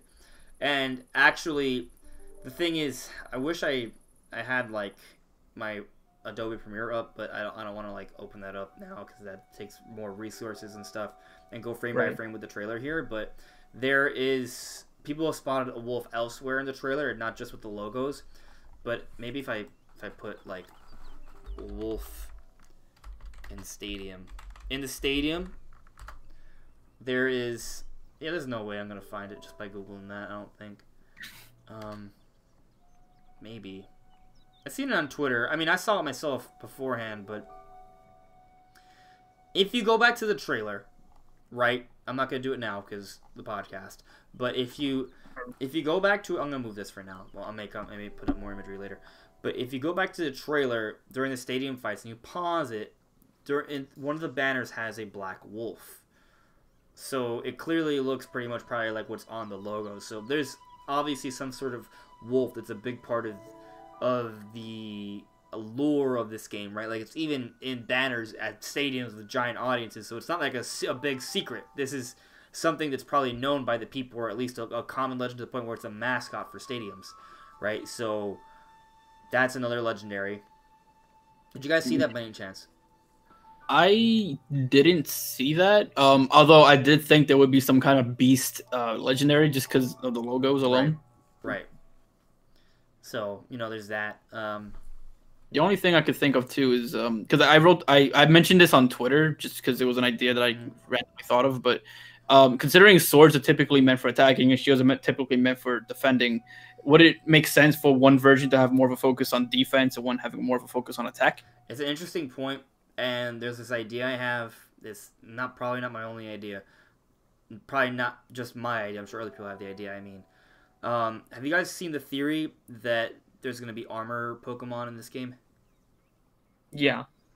So it was another one of those 4chan posts that said the game would be Pokemon Sword and Shield from Great Britain. So because it said those two different things before days before the Direct, people were thinking, oh, this has some credibility, right? But I just want to point out, because Pokemon Company was hinting that it would be in Great Britain, right? Like, with, if you look at their promotional material, like, there are subtle hints. That wasn't hard to predict. Like, every leaker was saying the UK or Great Britain, so that's not really a crazy thing. But to then make the mental leap from Great Britain that the hints could be called Pokemon Sword and Shield, I know not a lot of people are predicting that, but that's not also like a crazy mental leap, right? So this leak could be completely wrong, but I don't think it is, because it's talking about there being Armored Evolution, Charizard having one, Mewtwo having one, Zeraora, and Flygon. And one thing I did in my video, Game Explain pointed out as well, there's another scene with the girl in the lab, and in the lab, if you take that still, you have to take the still and you have to like zoom in. You have to zoom in because you actually can't. I couldn't make it. I actually had to zoom in. I know it makes the image blurry, but it actually worked. If you zoom in on the lab, there's a diagram that has the shape of Charizard's head with machinery. It's a little weird, but it seems to line up with this premise of Armored Evolution. So, going back to your idea, Shifty, of there maybe being one game focused on offense and defense, I think it kind of makes sense, because if they have Armor Evolution in this game, there's obviously an emphasis on Coliseum battles, right? They're fighting in stadiums with giant audiences, right? Like, think Roman, Coliseum battles, like, so maybe they're really treating it like a big sport, Pokemon battles. Maybe they do offer up Armor Evolution as a thing. Maybe there is an option to take more of a defensive route and an offensive route, depending on Pokemon with Sword and Shield. And maybe the Wolf has two different Armor Evolutions. Maybe one Armor Evolution is offensive for Pokemon Sword, another one is defensive, like like you were saying, Shifty. And I think that might be a thing in this game, Armor Evolution in that way, to take advantage of Sword and Shield kind of mechanics. Yeah, and that is totally possible, and it also could be possible that, because the same kind of form of a wolf is in both versions, so maybe the beast has a form that attack focus, and you get that one in Sword, and then one that's defense focused. That's yeah. You get, we've had legendaries with multiple forms before, and I think that makes sense. So yeah, that could be it. Maybe. I think there is definitely some emphasis on Coliseum battles, and that could be it. I don't like the idea of there being another form of evolution on top of Megas, so that kind of like throws me off a little bit. But depending on how it's handled, it could be a cool thing. It really depends on how it is. Yeah, it does depend on it, because then you would have to be given the decision: would you rather have Mega Charizard, or would you rather have Armored Charizard? Right. And the benefits of both. Yeah, and the thing is, that Charizard already has 2 Mega Evolutions. It's one of the rare there's only a couple that do this. There's Mewtwo and Charizard. They're the ones that have 2 Mega Evolutions. But they already have 2 Mega Evolutions, and now they're getting Armor Evolution. And what if Armor Evolution is also multiple armors, like Sword Armor and Shield Armor? Like, then, oh, shit, Charizard has 4 different evolutions. Like, I feel like they'll probably just give Charizard and Mewtwo just one, and there'll be one or the other if there is, like, a variant of offensive and defensive. Although I feel like with the armor, I feel like it's just going to be the Wolf that'll get 2 armor. If I had to make a prediction, right, assuming Armor Evolution is real, right, and I think there's a pretty good chance it is. If Armor Evolution is real, I think the only Pokemon that's going to have 2 Armor Evolutions is going to be the Wolf. And I mean, if you think about it, like, if there were multiple Pokemon that had multiple Armor Evolutions, like if every single Pokemon in the game that had Armor Evolution had 2 different forms, that's a lot of forms to make. Like, basically designing a whole new Pokemon. So yeah. I don't think that's likely. I do think the Wolf, though, will probably have a Sword form and a Shield form. That makes sense. Yeah, I could see that. Maybe him and Aegislash are the only ones. Oh yeah, Aegislash. Wow. What if they give Aegislash an Armor Evolution? How meta would that be? It would be weird as hell at first, but it would be cool. It'd be really cool. And I could be wrong, but Charizard's Megas, don't both of them focus on different kinds of attack? Like, doesn't one raise? X is physical attack, and its physical defense gets stronger. Charizard Y is special attack and special defense gets stronger. So basically, physical and special. Okay. Yeah. Because if that was the case, then they could have had like armored version be like totally defense focused in that regard, just to have a opposite side to it. They could also just make them full tank, like maybe armor evolution is full special defense and physical defense, or maybe speed, because no evolution prioritizes his speed. That's another thing. So that's another element to it as well. Like jet thrusters on his back. That'd be interesting. That would be really interesting. So I want to go to the chat for a little bit, and then we'll come back because we still have a little while to go. So Savage is asking me, which version do you see yourself picking up? Good question for me. I'm not sure. I'm typically the kind of person that would go for the red version. Like I always go with a fire type, right? Like I picked Pokemon Y because Yveltal red. I went for Y. Also Y chromosome man. Like I'm very basic in that way. The only times I've picked the other version, right? Like there's the blue version. Like I picked Pokemon Silver. Apparently Pokemon Silver is based off the rival in terms of name.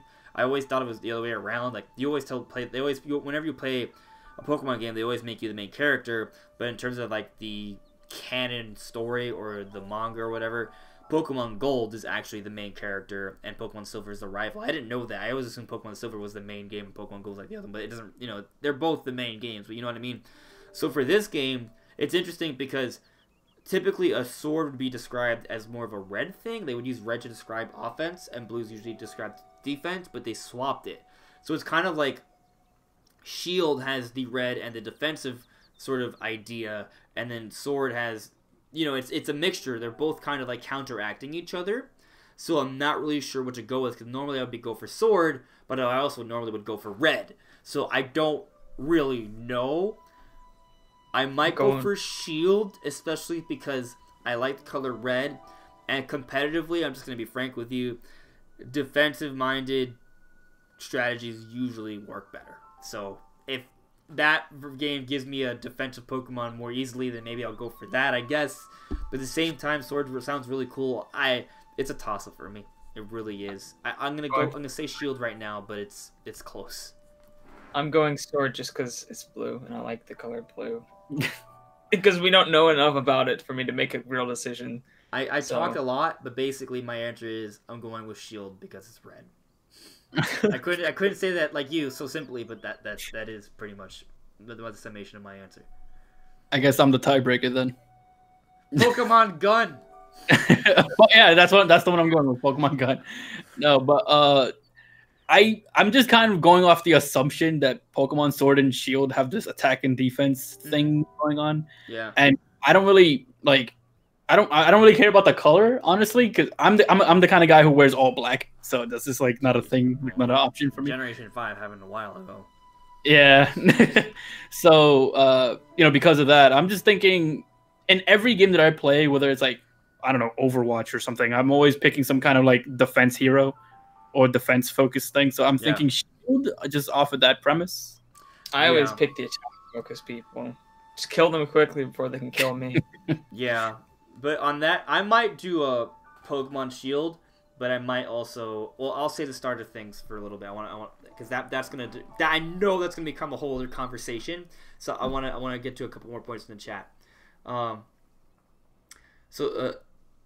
Joe's saying, what if the big Pokemon is a third legend like Rayquaza, and the Sword and Shield legends have to combine their powers to fight off together? Interesting idea. That could be the case. That might be the case.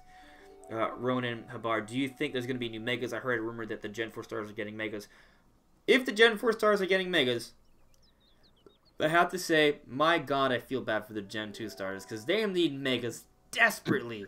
Generation 2, they're all monotype, they're falling behind, they're not like competitively viable at all. Generation 4, at least Infernape and Empoleon, like, they're pretty good. Like, you can kind of use them, Torterra's, like, only okay. I'm talking about like competitive viability. I love them all.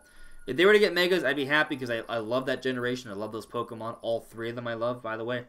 But I feel like Gen 2 desperately needs some help. Just saying. But I have not heard about that rumor though, Ronan. Just to clarify, I like the idea of any new Megas. So I'm all for it if that happens.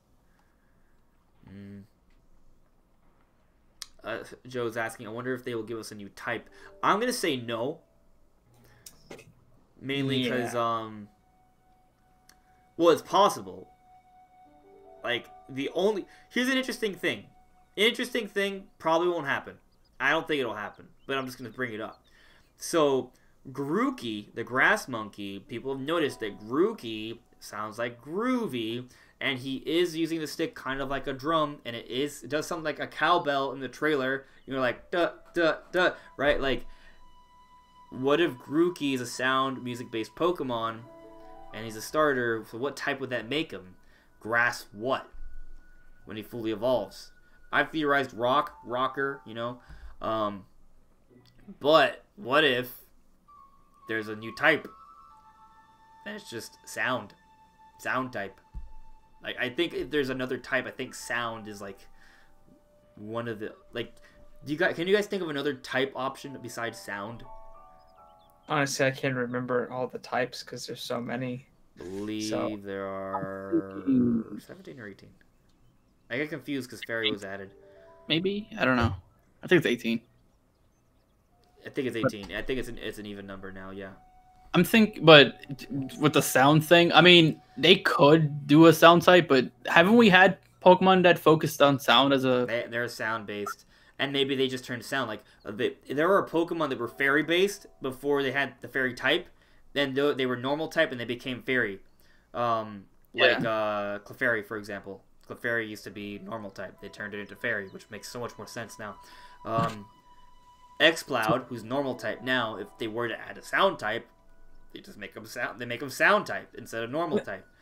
Normal type, is that just like the type when you don't fit in a type, so you get shoved in? It's like kind of like the basic type, but sometimes there's some Pokemon that are really interesting that are normal type, like Porygon.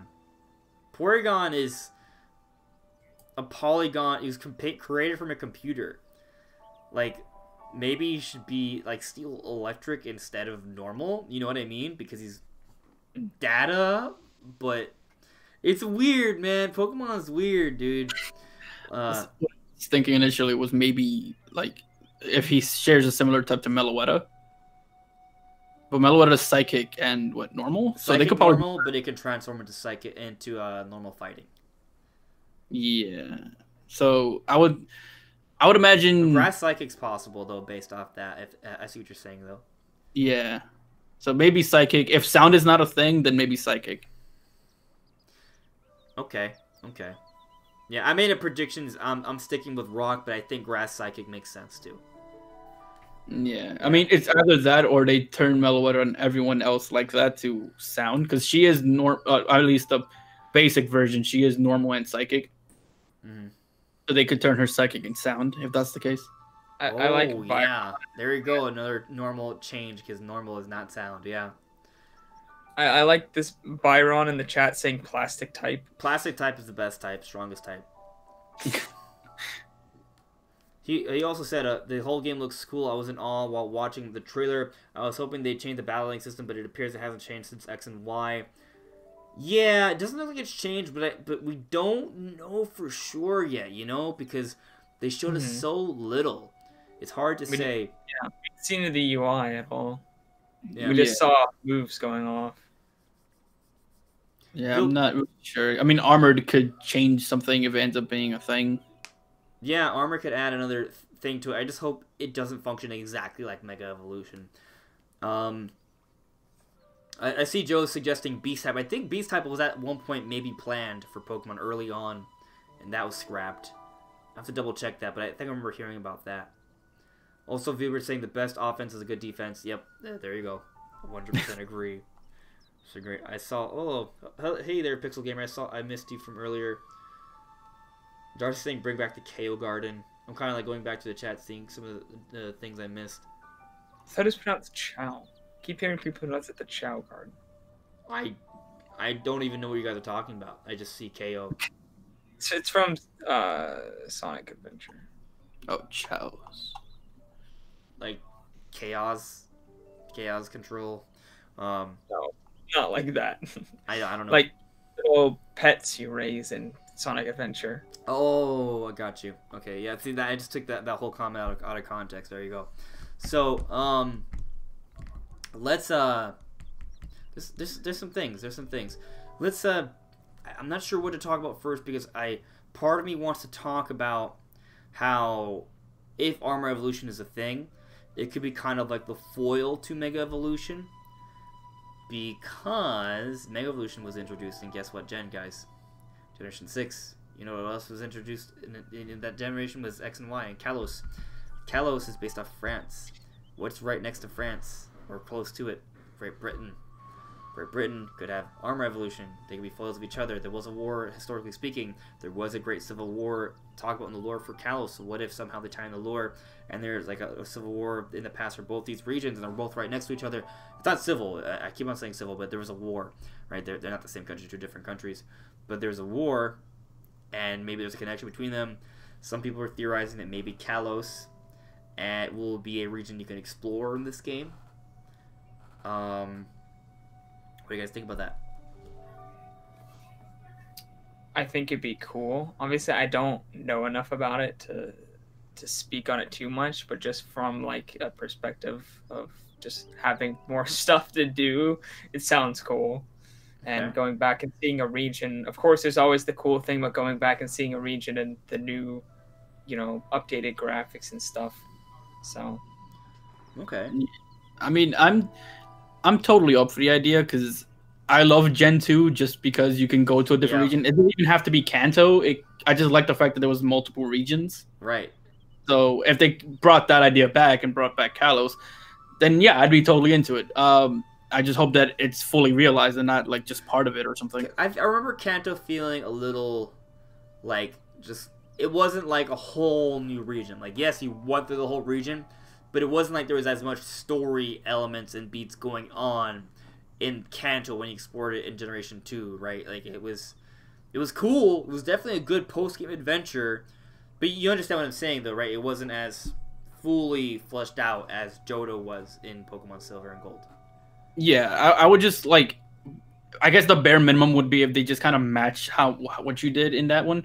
Like, be able to use battle the gyms, battle the trainers there, battle the Elite Four there, that kind of thing. I would want them to add a bit of a narrative to that. Like, I would want there to be more than just, hey, go live out and become the best trainer ever. Like, I want there to be some sort of narrative there. Like, actually, there are other Pokemon games that have a bit of narrative afterwards. Like, there's,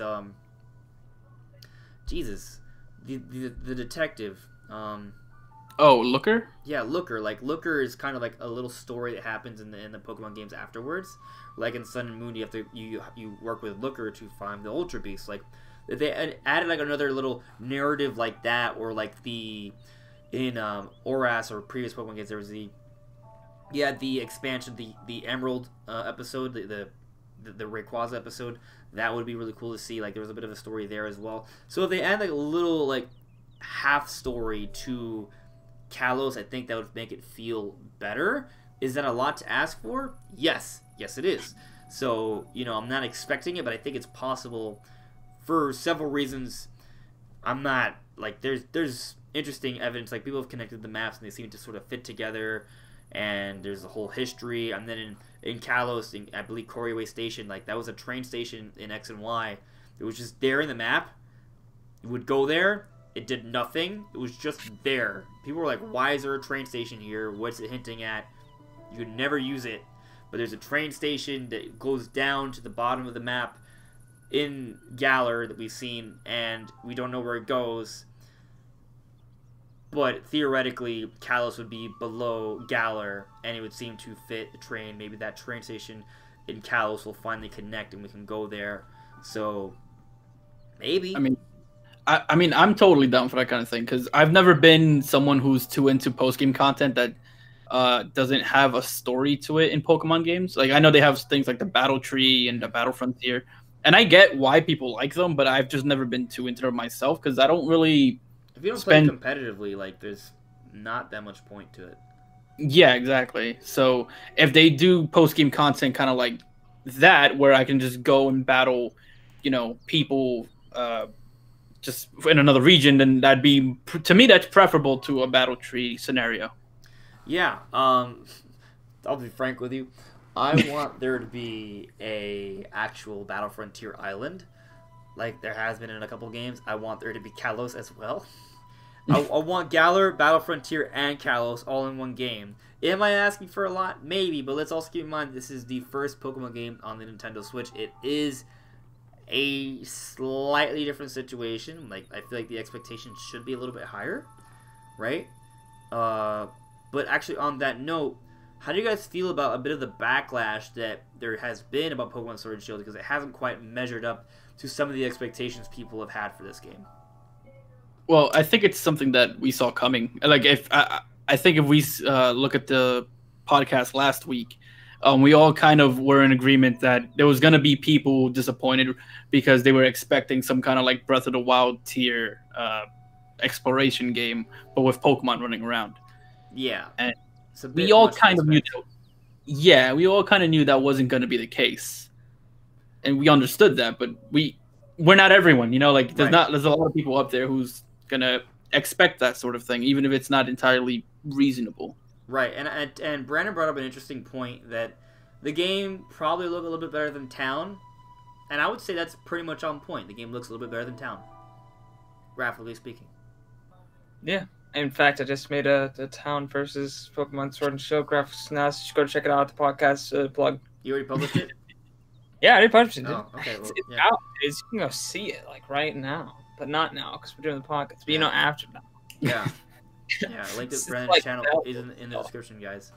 So, yeah, I mean, it's definitely there's a consistent theme throughout that video between Town and Sword and Shield, where Town is very much more polished and it's simpler, but it works. It looks clean, and there's less noticeable issues, whereas Sword and Shield are a much more technical leap over that game. There's water reflections it's much more realistic. It's the best water we've ever gotten in a Pokemon game. It's so good. I love that water.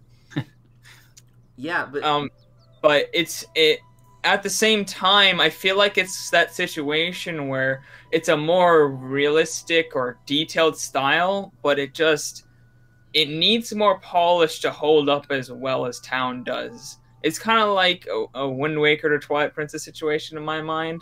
Town is very much more like a simplistic style, but it works. Whereas Twilight Princess was kind of like, it was more realistic, but it's flawed. It needs more polish in order to get quite to where I'm hoping for. Especially when it gets close in that scene where you see like the outside of the house with you see the girl trainer for the first time. You can see like some low poly stuff, some texture, a little blurry, but that's zoomed in, and the game is just so colorful, and there's so much like things in the environment. Like it is by far the best looking Pokemon game. Oh yeah, I think can we all agree on that? Yeah. And actually, I mean, how do you guys feel specifically about the game? Like, how it looks?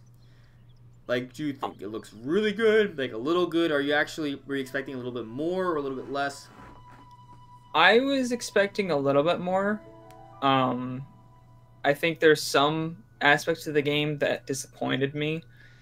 But for the most part, I'm happy. I think it just needs a little more polish. It needs a little more touch up. It will get that. That trailer might not even be from February. It could be even from earlier, right? The game's coming out in November. We've seen it many times in a lot of Nintendo games, how they look like, before they come out. And there's like a couple months before the game comes out, we see like a trailer or a final gameplay demo. We're like, oh my god, this game all of a sudden looks fantastic, right? Like 3D World had that jump. A lot of games have had that jump, but Splatoon 2 was 720p, and it had a lot of weird issues that were ironed out. Like textures didn't look great, and the lighting was weird. And then when it came out, it was full 1080p, and they fixed the lighting, looked way better, and the textures were nice. So, yeah. I think the best looking part of the game, and mind you, I'm not like an expert at graphics or anything like that, but I think that the environments are just the best looking part of the game.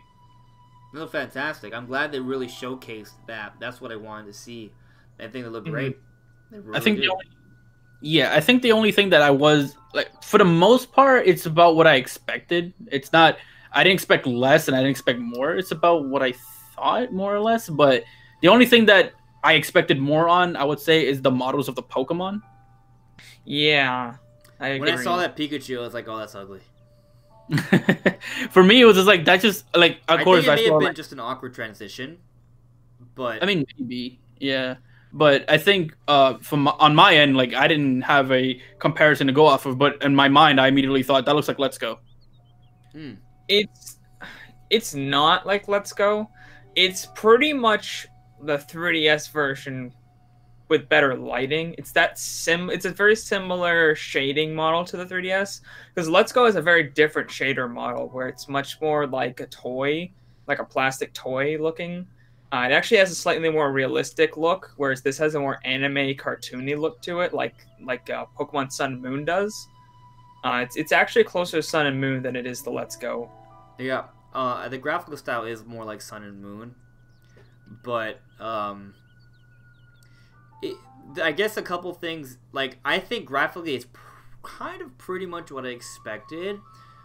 I was anticipating that they would have Pokemon in the overworld though, and the camera was a bit more freedom. It does seem like the game has a bit more open. It does seem a bit more open than Sun and Moon, a little bit more. And the way everyone's kind of assuming that there's no control of the camera. I'm not 100% sold on that. Like, I'm not banking on it there being a fully dynamic camera that you can move around like that. I think that's pretty clear that's not the case. But I wonder if maybe you'll at least be able to stop and look around at certain times, or maybe tilt the camera at certain points, maybe. Because, like, it shows the characters really up close. It has a lot of different angles. It has panning moments. It could just be for the trailer. But I feel like most of the time, like if you look at previous Pokemon game trailers, I have to go back and make sure, right? I'm just kind of speaking off the top of my head here. But if you look at the previous Pokemon game trailers for different games, they kind of show you what the game's going to show you, you know? So if you think back to what we saw in the Sword and Shield trailer, like we get really close-up shots a lot. And maybe that's just like those presentational moments where they have cutscenes. That could be it. But I have a small bit of hope that I don't expect the camera to be fully controlled like normal adventure games like Dark Souls or Zelda or anything like that. But I wonder if it could at least be a little bit like Mario Galaxy, where it's at least a limited camera control. You know, I mean, what else are you going to use that right analog stick for anyway? Weird, because it's possible. It seems like it's modeled completely. You know, it's not like some games that have fixed cameras where it's fixed because certain parts, if you turn around, there's just nothing there. It looks like it's all modeled, like just, you know, all full quality. So it's weird that, like, why would you not be able to move around with the camera? Right. What gameplay purpose does that serve that you can't move around the camera? It does look like the camera, like the world is all like generated there. Maybe it's It could be that they just have it controllable in certain specific instances, because it looked like when they were in any route, it looked like the route was like controlled camera. Like it's very specific of where the angle is. But when they're in the laboratory and when they're in that plaza of the snow village or town, whatever, they were able to turn it around. So maybe it's like inside of rooms, or maybe it's, you know, inside of town centers, I guess. Two things I want to bring up. One, I know some people who wouldn't like the idea of a camera that worked like Zelda or Mario, or, you know, any sort of traditional third-person adventure game, because for a lot of more casual fans that play Pokemon, that adds a certain layer of complexity, might throw them off. Like, some people are not really good with camera controls. So maybe Game Freak is like, okay, we need to make sure that we keep everyone happy here, so we design the game in a way where you don't really need that camera control. So maybe that's why they didn't go for like a traditional camera, right? But my hope, as I've been saying, is that it does offer some limited things, and maybe like you're saying, Shifty, like there are certain points where it's just completely locked, but at some points maybe they offer at least a bit of freedom where you can tilt it a little bit, maybe stop and look around. Something done in a way where it won't give people who don't have a lot of experience with camera control and make them really frustrated, right? Because I know some people just don't get cameras. They just don't know what to do with them. that's not your traditional core gamer, but Pokemon is appealing to a much larger audience here. Like that exists. What? It blows my mind that people don't understand how camera It control exists. works. I guarantee it. It exists. Yeah, I know it does. It's just kind of like I feel like we shouldn't cater to because I feel like that has to be a small group of people who play games and don't understand how cameras work. A lot of people play Pokemon. Those, you know, I feel like we should cater to a demographic who lacks basics video game skills. Like that just seems like a dumb move to cater to people who lack. It's like, oh, people don't understand how to use a second joystick like literally everyone else on the planet. So we're gonna you gotta understand though that like Game Freak goes through the trouble of designing Let's Go so you can play with a ball, right? And they've even designed previous Pokemon games so you could play on the DS with one hand. There's this thing called L equals A in the options, so you can turn the shoulder button to the A button, so you can just move around and press the shoulder button the whole time, so you can do most of the things in the game with one hand while you're doing something else. Like, they think about these things. So the premise of them maybe not going with a fully dynamic camera to sort of take that element out of the player's hand so they don't confuse more casual fans is something that Game Freak, I believe, would do. You know what they could do is just have the option, because they could have it to where the camera follows, you know, it's just normal, like, you know, Sun and Moon, Let's Go kind of camera, or you can control it if you want. Because I don't like this. I hope it's that because I want camera control. There's really no reason to, unless they have some kind of gameplay mechanic centered around the camera, which doesn't seem like they would. Right. To me, it's just the world is so beautiful. I want to look at it. I want to see it. I want to explore and see it at different angles. You know, I don't want this fixed angle all the time. Even when I played Let's Go, which is used more based off like X and Y style kind of game, or even previous games but in 3D instead of Sun and Moon, like when you hold the game, when you play in portable mode, you actually hold both control sticks, right? You can play it almost like a traditional game. You have your hands on the controller, and I always felt like using the analog stick to look around. Never had that option. It's gonna really bother me. I legitimately, like, I'm gonna love the Pokemon game, but if I had to review Pokemon Sword and Shield, I do think that at this point, at least, right, like I would dock it a little bit if it doesn't have a camera that allows me to see the world. Of course, depending on how the game is, maybe I'll never feel like that. But in Let's Go, I did, right, and I forgave it because I realized it was just a remake of the original, you know, yellow version. So I was like, okay, that's fine.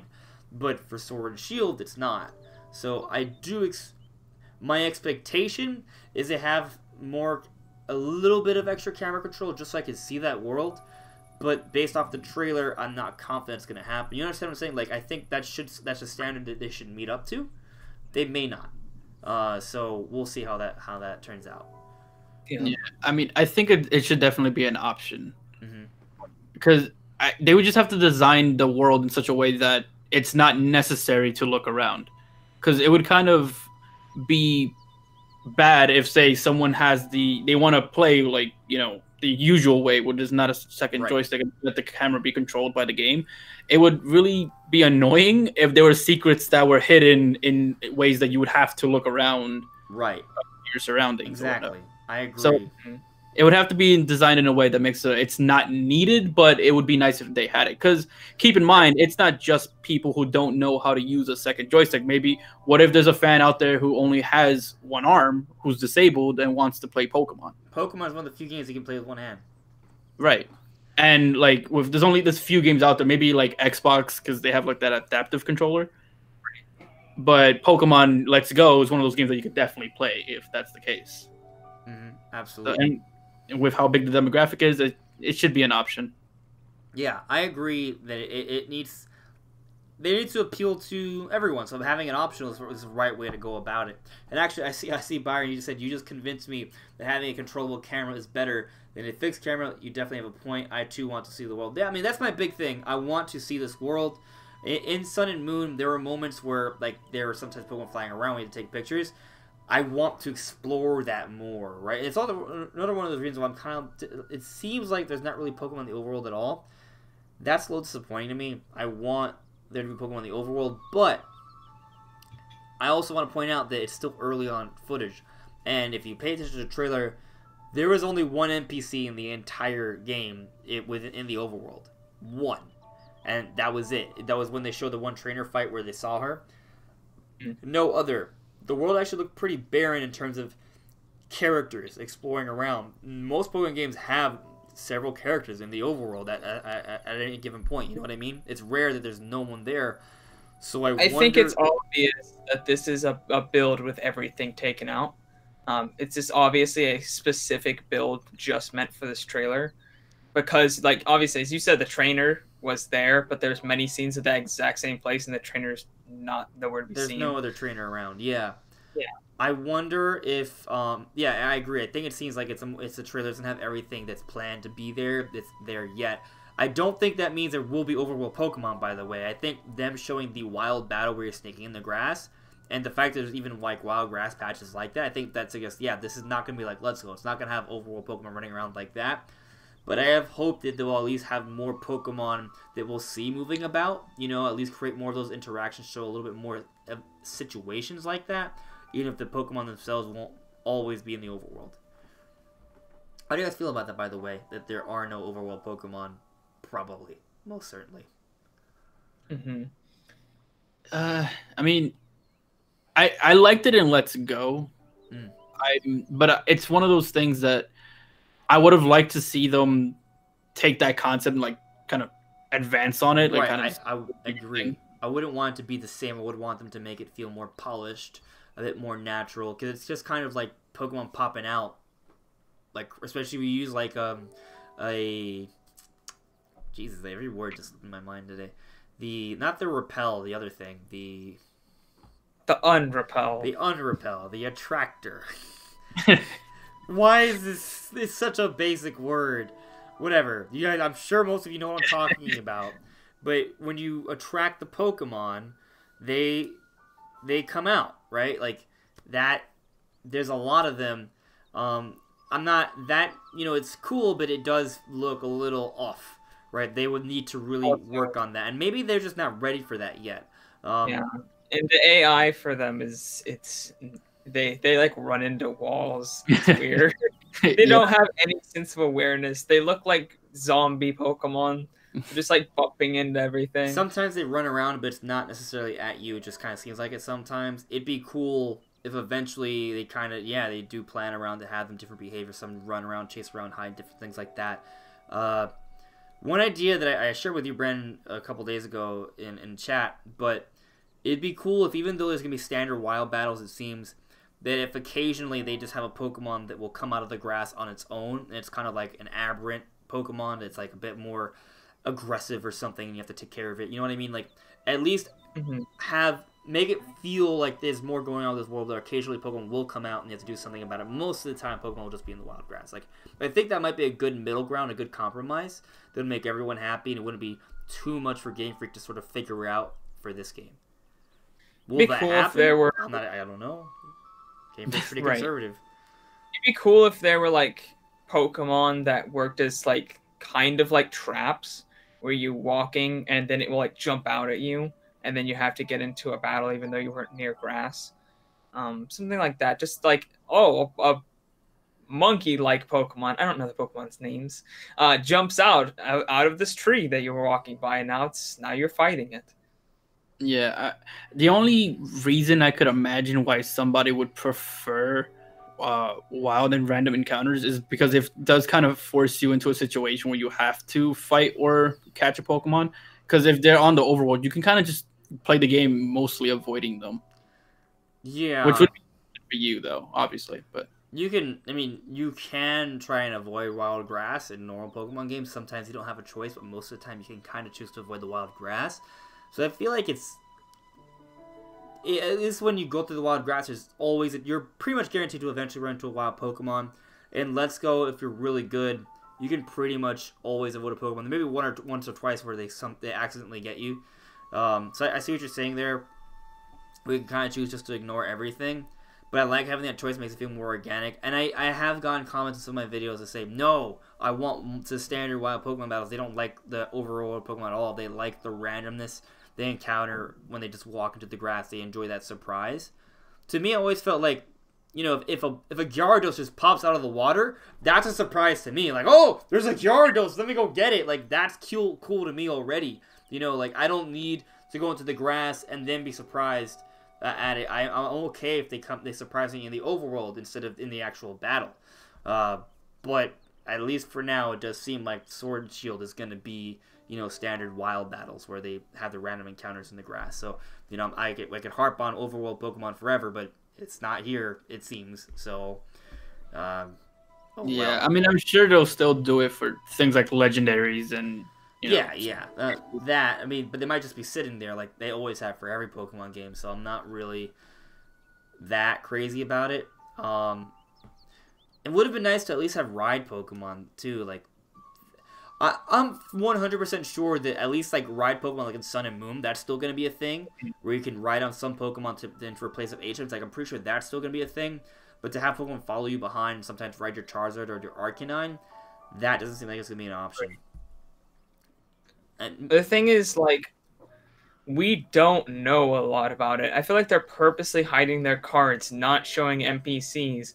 Like, they're not showing even just basic characters walking around the world. Like, this is a very specific demo build that you don't really see for games where it's just completely empty. They're just showing the world pretty much in a few battles. This is they're very much hiding something. I think they're hiding a lot. Yeah, I agree. Yeah. I just don't want to get on the hype train. Oh, no, it's still possible that there'll be overworld Pokemon and a fully dynamic camera. I think both of those things aren't the case. I'm kind of hoping for compromises for both at this point, but even that might be wishful thinking is kind of my perspective, you know? I don't see why, follow Pokemon. I don't see why follow Pokemon couldn't be there. No, I think all of it can be there. It's not like the Switch is too weak or anything like that. That's the design choice they went with, you know? Yeah, and going back to the demo, or I guess like the trailer world being empty, like did they not do the same thing with Breath of the Wild back when we first saw it too? Because I heard about something like that where Breath of the Wild removed like a good portion of things for like a demo or something like that people saw early. You mean like the initial reveal trailer? I'm not sure if it was a reveal trailer. I just remember there being like some kind of demo that people got to play, and Nintendo had said something about like removing certain NPCs and whatnot for the sake of the demo or something along those lines. I remember they've done this before for demos, but I don't like. I think they may remove some elements from the background, like just the Great Plateau was accessible, like things like that. I don't know if the old man was in the Great Plateau, for example. You couldn't do his story segment. So I know that. I think you just talked to him and then you left him alone. So yeah, I guess like things like that were removed. Yeah, no, for sure. I don't think it's crazy to think that there's things that are going to be there in the final game that were not shown off in the trailer. Like for sure, I believe that. It's 100% sure because obviously there's going to be NPCs to talk to. Yeah, for sure. So they would in here. It's not going to be going around a completely empty world doing nothing. Yeah. So 100% they're adding stuff that's not here. And they removed a lot for this build. Do you guys want to play a game? Sure. What game do you have in mind? Analyzing the Galar map, trying to find all the gym badges. Oh boy. I'll pull up. Are we playing this game? Picture. Can. If you want. It's your podcast. I'm just trying to find a good image to like... Yeah. While you're looking for an image... Well, can I say my point anyways? No. Oh. Sucks to be me. Yeah. But what I was gonna say is the one thing I am disappointed with the graphics is that the battle backgrounds, unlike Town, have like flat images far in the like for different buildings. Like there's like a buildings really close will be modeled, but like buildings in the distance are like flat images, even though they aren't in the overworld. And they're not high quality. They're like not high resolution. I think they're probably not the end game, like the final version. I think they're just placement right now. I think they're just like temporary because they look really bad. Wait, which parts? I'm sorry, I was getting If you that. go to the battle where you first see Pikachu, Yeah. if you look in the background, there's buildings that are modeled, and then behind them, they're the other buildings from the town. Although it's weird because it's very accurate to the scene, except it's not modeled anymore. It's like a very flat image, and it doesn't look good at all. Like it's a very low To resolution. be honest with you, that's pretty much what they did in Sun and Moon, but because it was on a 3DS, it was okay. I think that's kind of what they're gonna go with. They're just gonna make it seem kind of like a watercolor background or something along those lines. Yeah, I'm just hoping it's higher resolution because it looked really shitty. Well, again, there's gonna be several things that like there are certain things that they're definitely like not even showing in the trailer, right? Like for sure. And then there's the whole element of like that the game's just gonna get better as time progresses because they're kind of closer to the end of development. So It was much closer to the actual area where you were than Sun and Moon though, because you could see the exact buildings exactly where they would be, and I like don't even feel like like this sides is a high enough res photo. Sorry, of the game. I have a really high res one. Can you link it to me, please? Because the one I'm looking at just doesn't feel high res enough to like really like. If I zoom in, like I'm like, damn, I can barely tell what's going on. Mine's pretty good. I don't know if it's the highest quality one you can find, but Well, I hope it's just better than what I have. What I have sucks. I think it's like equivalent to 1080p. It's not like 4K, which you can tell what's going on. This is trash. I'm kidding. We're good. This is good. This is a little bit better than what I had before. So, let's see if I can zoom in a little more. Actually, it's not good enough for me. There we go. How does it look on stream? Let me see. It works. It looks like it works. Yeah, That this was looks fine. Yeah. Okay. So, where are all the gyms? well, we could see the purple mansion there next to the lake. Yeah. There's that. You think that might be a gym? Oh, I'm referring to the one from the trailer, like that one right there. It's next to the lake and on the right side. Yeah. That looks like a building Yeah. that next with the trainer. Right. Yeah. No. That for sure. We definitely see that there. There's like that even that little stadium that's right there. Right. Yeah, that was in the trailer. So there's that for sure. Where was the stadium? There was a stadium. Yeah. Oh, I think it's this one. This is where the stadium was. There's even the yellow fields with the rocks. Yeah, Yeah. I found it on the map for my video. So yeah. So that's a grass gym right there. I'm pretty sure it's gonna be a gym in this town. This is the town where they reveal the starters. Yeah, I mean, if you look hard enough, you'll see there's multiple buildings that look like stadiums. Yeah, absolutely. So there's definitely a gym there, I think. Over here, I think it's pretty obvious it's the water gym because it's like blue. It's next to a port also. Yeah. Yeah. Yeah, makes sense. So It's the rock gym up on the on the left side. Yeah, for sure there's a gym. For sure. Up here, there's another town. There's another little gym there. Right to the north of that. Yeah, it looks like maybe a ghost type gym even. It looks all, more like, grass or poison. Actually, forest. I saw some pretty high res photos of it on Game Explains analysis. It seems probably like fairy. Like there's like mushrooms Oh, and it's pinkish and stuff. Mm. I think it's probably That fairy. makes sense. So we got 1, 2, 3, 4. Like we actually see these stadiums, right? I feel there's Right. probably a gym here. I feel there's probably a gym here. This dragon place, unless it's the Elite Four in the middle of the map. Maybe. I don't think. I don't know. I don't know. Right? Probably- Yeah. I want to say that there's probably another gym over here. It looks like there might be a stadium up there. So Maybe. if that's the case, we got 1, 2. It's like on the top of that yeah, building is yeah. it's like a stadium as well. That's what I mean. It looks like a stadium there. Maybe the stadium's up here as well. That's possible.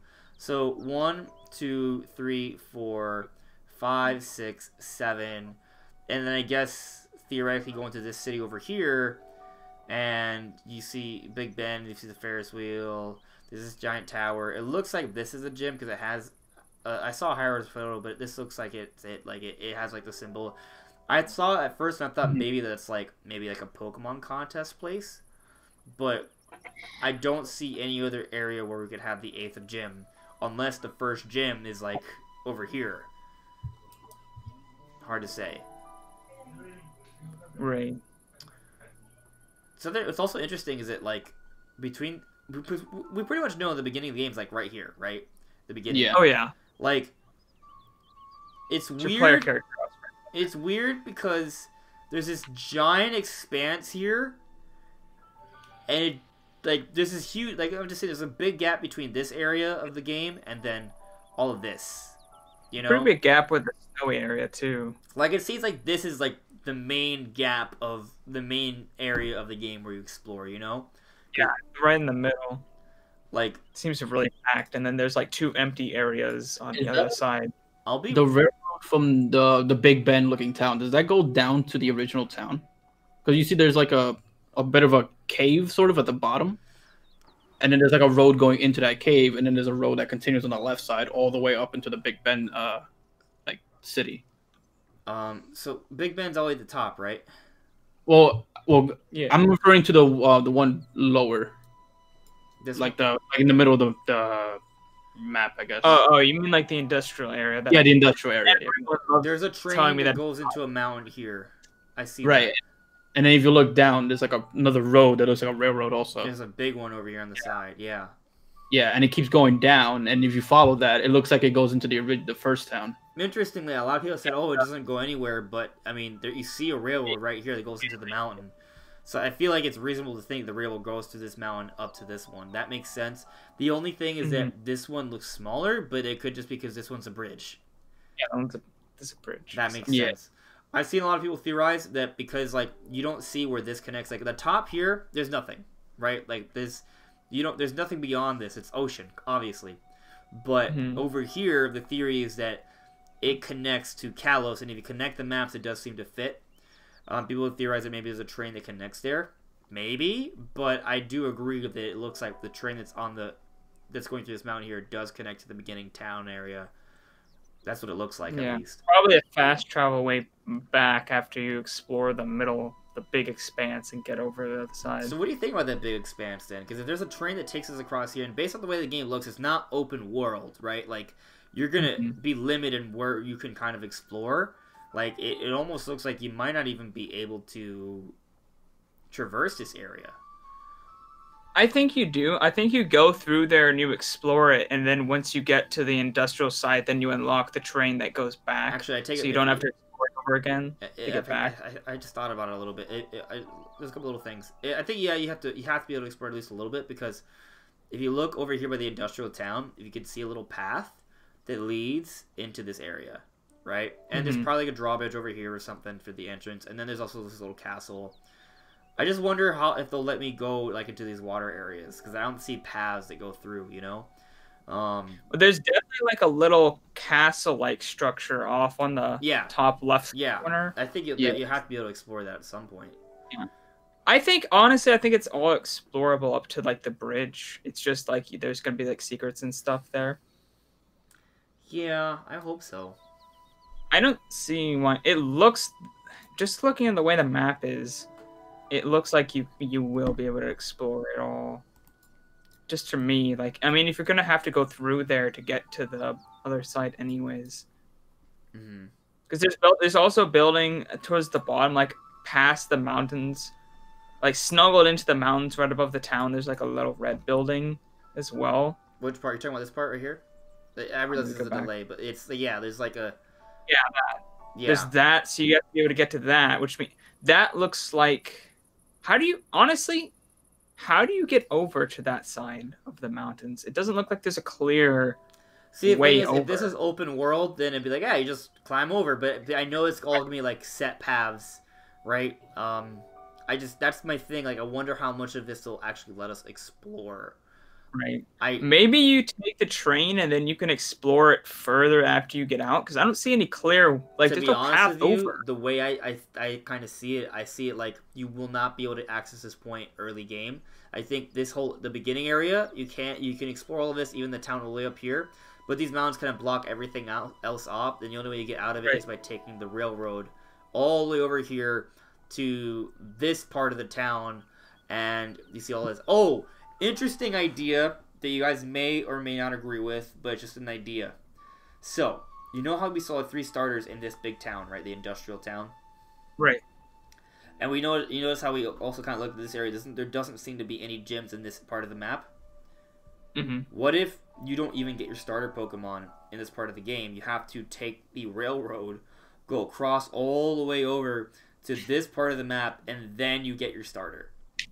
We do see That starters. wouldn't surprise me, actually. We see the starters in this town when in the reveal trailer, Right. You know? Yeah, and when we got Sun and Moon starters, it was in, you know, where you got them. And so usually when they show off the at least from what I've seen, like X and Y, I think was the same way. When they showed off the starters, they showed them like where you got them. It just seems like so much so much to explore here, right? That would also mean that you can't access the mansion without going all the way over there first, because the mansion has the tall grass in the way and the trainer. Mm-hmm. Yeah, that's the thing. I feel like you probably have to get a Pokemon sooner. But it might not be your... The thing is, like, it's interesting because they could do a story thing where you borrow somebody else's Pokemon. And it becomes your Pokemon. Or something. Yeah. Or maybe you give it back and then you go to get your starter Pokemon, but you have this other Pokemon for a bit. Maybe it's even like trained up a bit.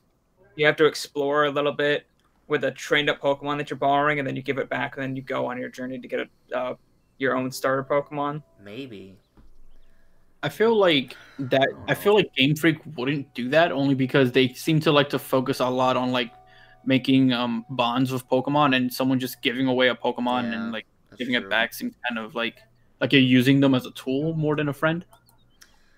Mm-hmm. I mean, it depends on how they do it with like the story to it, I think. Another thing to kind of like just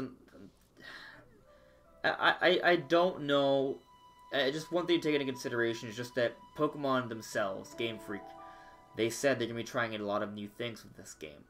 Right. So they may do some things to sort of break away from the norm. Maybe that's why we barely saw any characters or anything in the overview trailer. Maybe they really are like hiding a lot of details about this game that we don't know about yet, right? Like, it's kind of hard to say, but even though it kind of makes sense that you get to start it here because it's a trailer and stuff, and this is where all the actual gyms are in this part of the game. It just seems like way too much ground to cover before actually getting your starter Pokemon, and I don't see the Game Freak forcing us to give up our starter Pokemon later on. But you never really know, because they might try something new, but I feel like usually they're pretty consistent with some things. Like, there's gotta be 8 gyms, you would think, right? Well, or maybe not.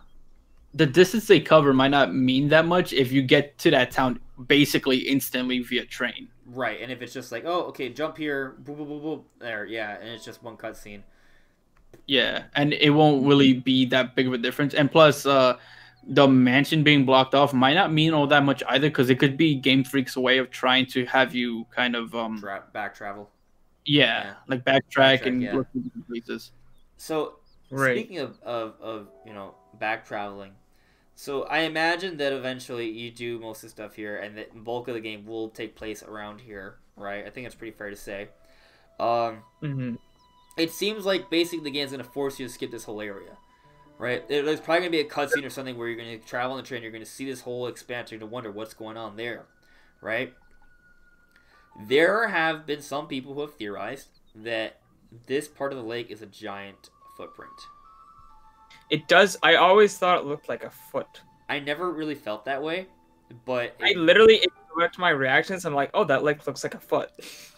Like, in my first reactions to the game. The interesting thing about that too is that if you look at from where you're currently looking at the top left corner, you can see the hill where we saw the giant Pokemon right thing over here. Yeah, so that's what I was saying earlier, like it's on the map. It's a big It's a big focus point. Yeah, But so if a giant is part of the whole thing, then the foot thing might actually have some like credit to it. Let me just put this into perspective, though. You see this mountain? If the Pokemon is the size of this mountain, like of the picture on this mountain, it is the biggest Pokemon we've ever seen in any Pokemon game ever. All right? But look how big the foot is. Okay? Yeah. It's a big. It's a pretty big foot, considering you can see it on the map. Right? But now let's go to the center here with this giant lake. If this whole lake is the footprint of a Pokemon, put that into perspective. That's big. I would also be That wondering makes how. Godzilla look like an ant. Yeah, and it would also make me question how other professors didn't notice this colossal thing walking on the surface of their planet. Maybe it lives in the ocean. You would be able to see it from space. Yeah, exactly. Right. That's what I just. That seems a little extraordinary. Unless it's an alien, maybe it doesn't live on Earth. You know. Maybe. But then No there's. way. Maybe it traveled. But then there's another issue that brings. Okay. If it's a Pokemon, an actual Pokemon, I imagine there's some way to catch it in the game, right? So then, if you catch it, every time you use it, if this is the size of its foot, this freaking giant lake, there's no way it's going to fit in any of these tiny stadiums. Which, by the way, are actually huge. You know, like, they're probably the biggest fighting arenas we've ever had in a Pokemon game. But compared to this lake, which would be the size of a foot, theoretically, of a giant Pokemon, like, if it's a Pokemon, you would assume you could catch in the game, and then you would be able to use it in fights. You know, like, just to put into perspective. Maybe it's an evil Pokemon. You have to defeat it. No. It's an evil I'd be Pokemon from- so... The premise of not being able to catch a Pokemon in a traditional Pokemon game, I don't know. I'll say this much. I highly doubt it's going to be the size of the lake. I think it's possible we'll have a giant, like, Pokemon, just not to that massive extent. I think the biggest it can get is if you look at the mountain over here, right? The town with the grass, probably grass from the yellow fields, the one we were talking about, the one on the hill. If it's about that size, that kind of works. I could see that thing barely fitting in these stadiums. Like, it would be sticking out of the stadium. Like, but it would work. It would physically fit, barely, right? Yeah. There's no way that if this is just a footprint, like, this thing's almost the size of the entire region, half the region. Like, no. The thing could be down on the region and crush it. Yeah. Yeah, I think these are just natural lakes. Yeah, no, they're natural lakes. Yeah. I think the footprint thing is reaching. Yeah. It's too big. It's way too big. Like, maybe if they made Toad, I don't know, like, I don't know. It'd be crazy, unless it can grow. Like, if it's a growing Pokemon, and when you have it, it's at a more normal size, maybe? But that's pretty much what I think. But just another thing, like, just to kind of jump on, there's other trains. There are other trains. There's a train over here. Like on the right side by the water gym. There's another train up here. Like, there's a big theme of trains in this game. Like, Generation 5 had a theme of bridges. I think this game's about trains. Okay. But where does that train even go to? Which one? Exactly. The one you just pointed out. By the water I gym? wanted.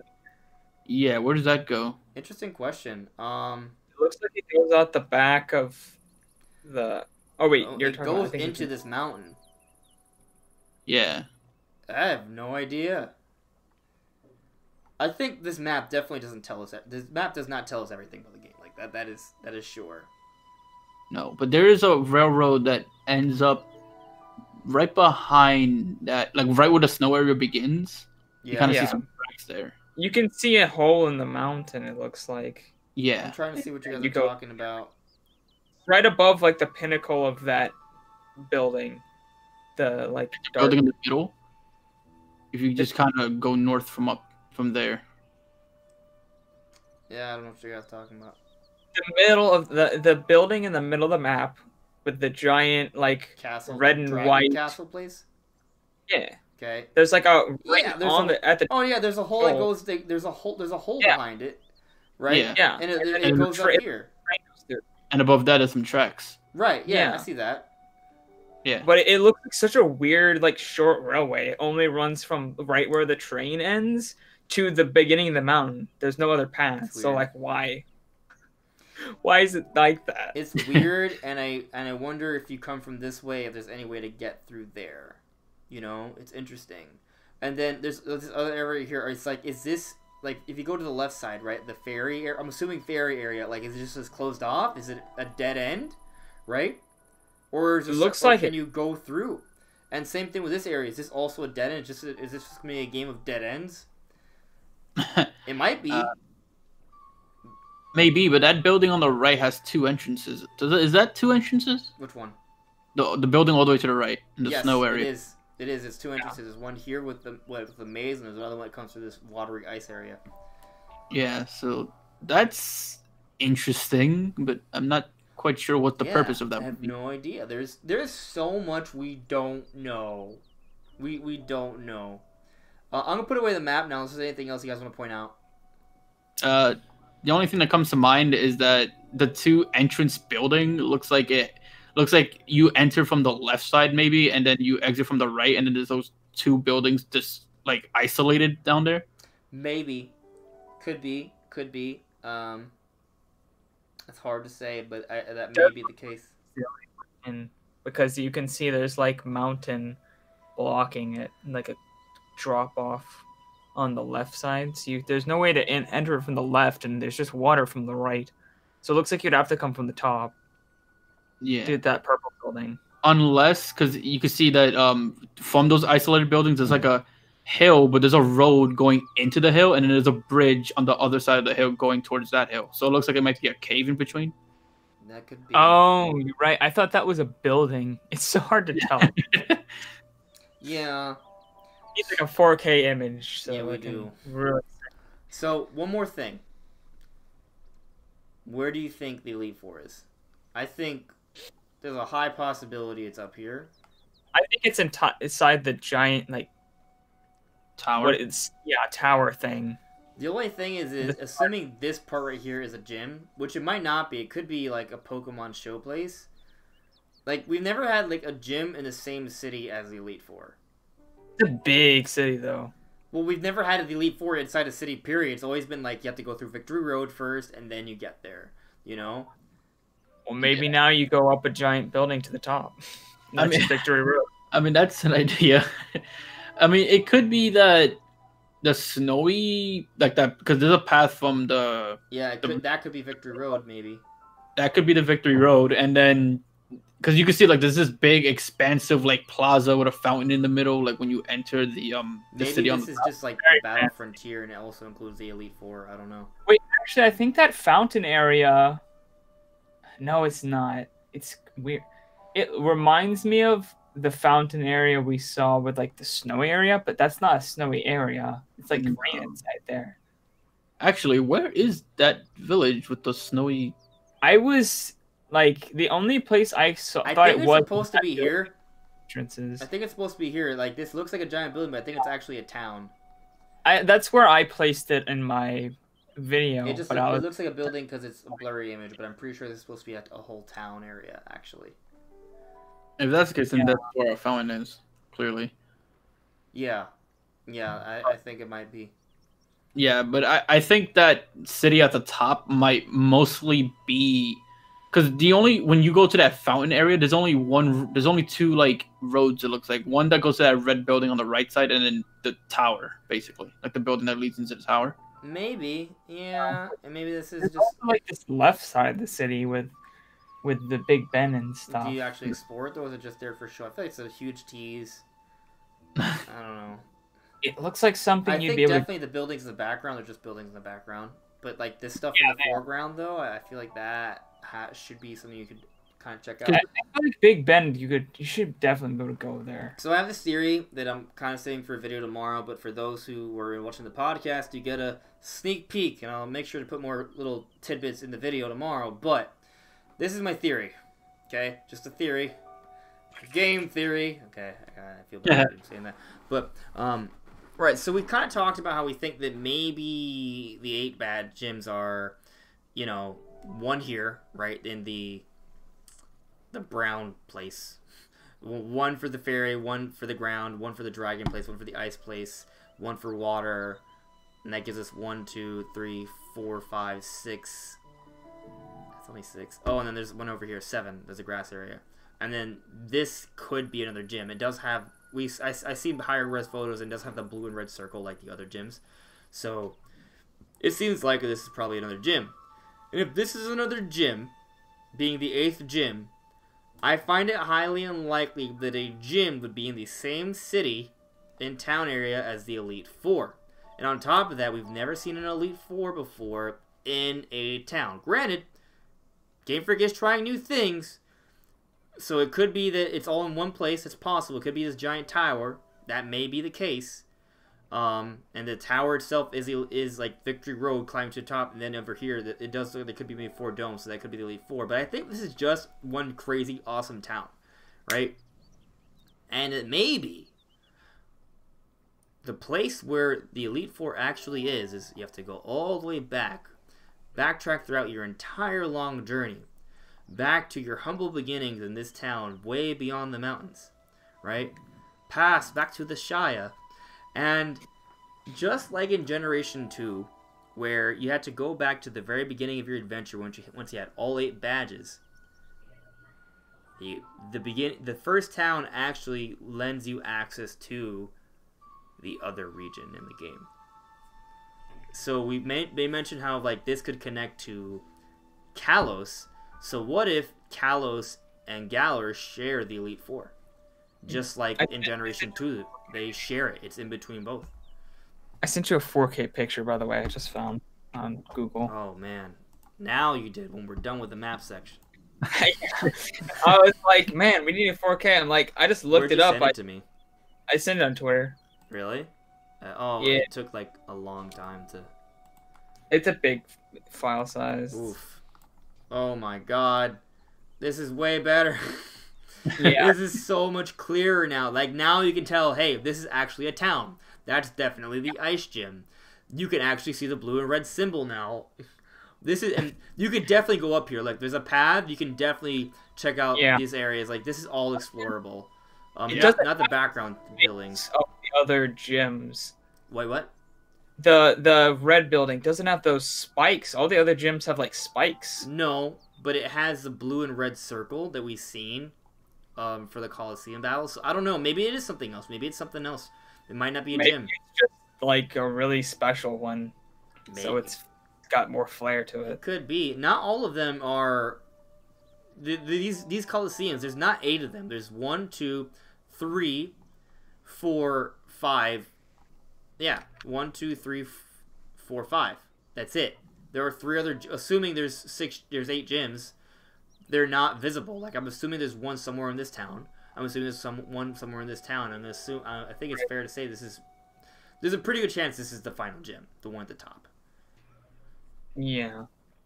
And assuming that's the case, with this higher res photo, we can now follow the map back down through the trains, back to our humble beginnings, and then check out, because there is a path that goes into these woods. What are these woods about? Right. It's a dead-end woods. I wonder if those are the fog that you see in the trailer. I think that's... Oh, that foggy, like, forest? Yeah. I think the fog just hides what's beyond there. Because at the top, there isn't any fog. They don't hide this.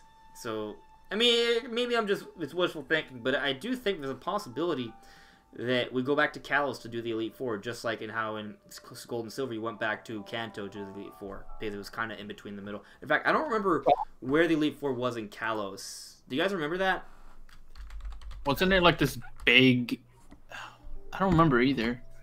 Kalos map, Elite Four. I don't remember exactly where it was.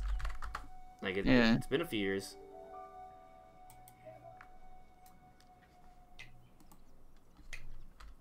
Does someone remember where it was on the map? Not really. Science just says he thinks it's at the top. I just don't remember.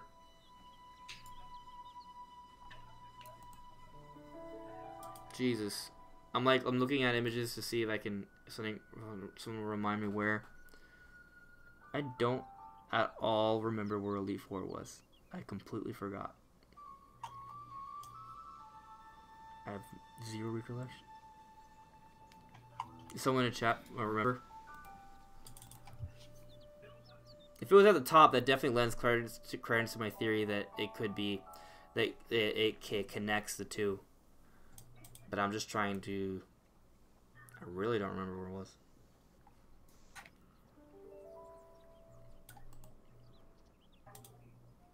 I can't see it.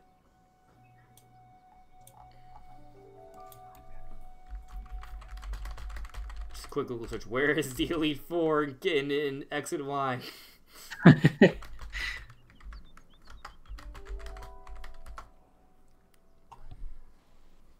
Jesus, I'm under images.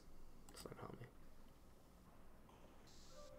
I'm looking at the map A of large the gallery. hill north of Victory Road.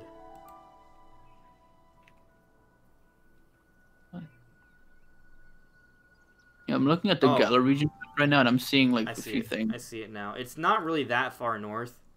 I know where it is now. I'm gonna point out to you guys, for those who Alright. are watching and curious. It's, yep, that's it right there. So, open link, new tab. No. No. Okay, I'll just do this. It's this place right here.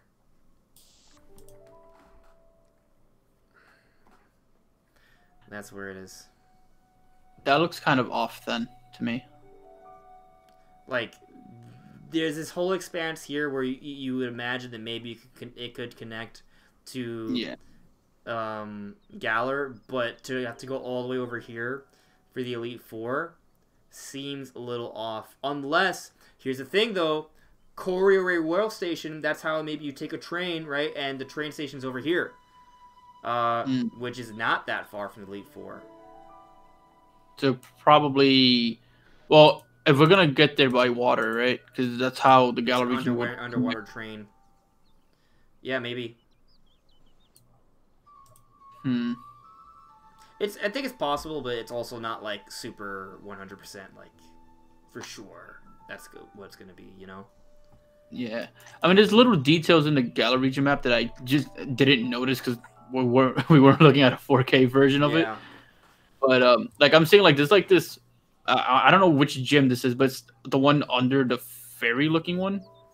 But there's like some weird like cave markings on the mountain there. And then there's like what looks like Diglett faces on the cave side. Actually, I can put it back. Look at it again. You're right. There is.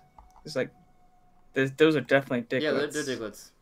They're Diglets. Yeah, so I'm just kind of curious of what that's all about They exactly. worship the great Diglett god. The Diglett Oh god. boy, I think that's what it is. details that I'm now noticing that looks. Yeah, there's a lot more to Wow. this. Like when you look at it, the blurry, it's like, oh, this wasn't really not that big. But actually, when you get a higher res photo, like these are whole like towns. Like it's not just one building. Like you might They're think. That, also on the middle like dragon like Yeah. area, I guess is what we keep describing it's a as. whole town with a That big tower wall left. has a very big, almost cat, maybe This sphinx is a looking dragon. carving on it. Is it Is it dragon? Oh, it's a dragon. I'm pretty, Oh, okay, it is a dragon. I'm pretty sure it's a dragon. I feel like it's probably a dragon gym. There's a dragon on top of the left side where I think. Yeah, I think there's also a yours- dragon there. It might be a tower where you can catch dragon Pokemon. I feel like the red building at the top of the map that we're saying is a gym. I feel that it looks too different almost from every other stadium to say that it's a gym. It could be Right. a Pokemon contest place. It might be that because it just looks too. If that's the Dragon- case, then where's the 8th gym? Well, we would have to figure that one out because. Right. Let me see. Well, it's The possible there could be a industrial gym town over looks like it has a stadium. If you look at it closely, like at the bottom of the big tower. Yeah, I see it that does. actually. Yeah, but I've been saying that there's a gym there. We've been counting that as one of the gyms. Okay. So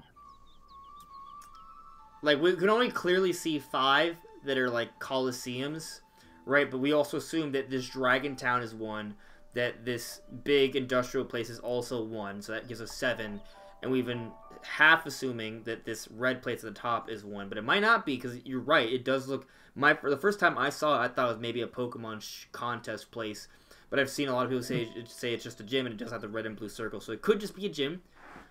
But if it isn't, where is it? I think the question remains like either A, it is a gym, right? In which case, if it is a gym, then where's the Elite Four? Like, is there really the Elite Four in a city, and is the city shared with a gym? That's never happened before, right? So Right. it's either that weird situation, or it's not a gym, in which case, where the hell is the final gym, right? It could be in the beginning area. Maybe this house all the way in the back is actually a gym, like, you know, like a more grassroots gym.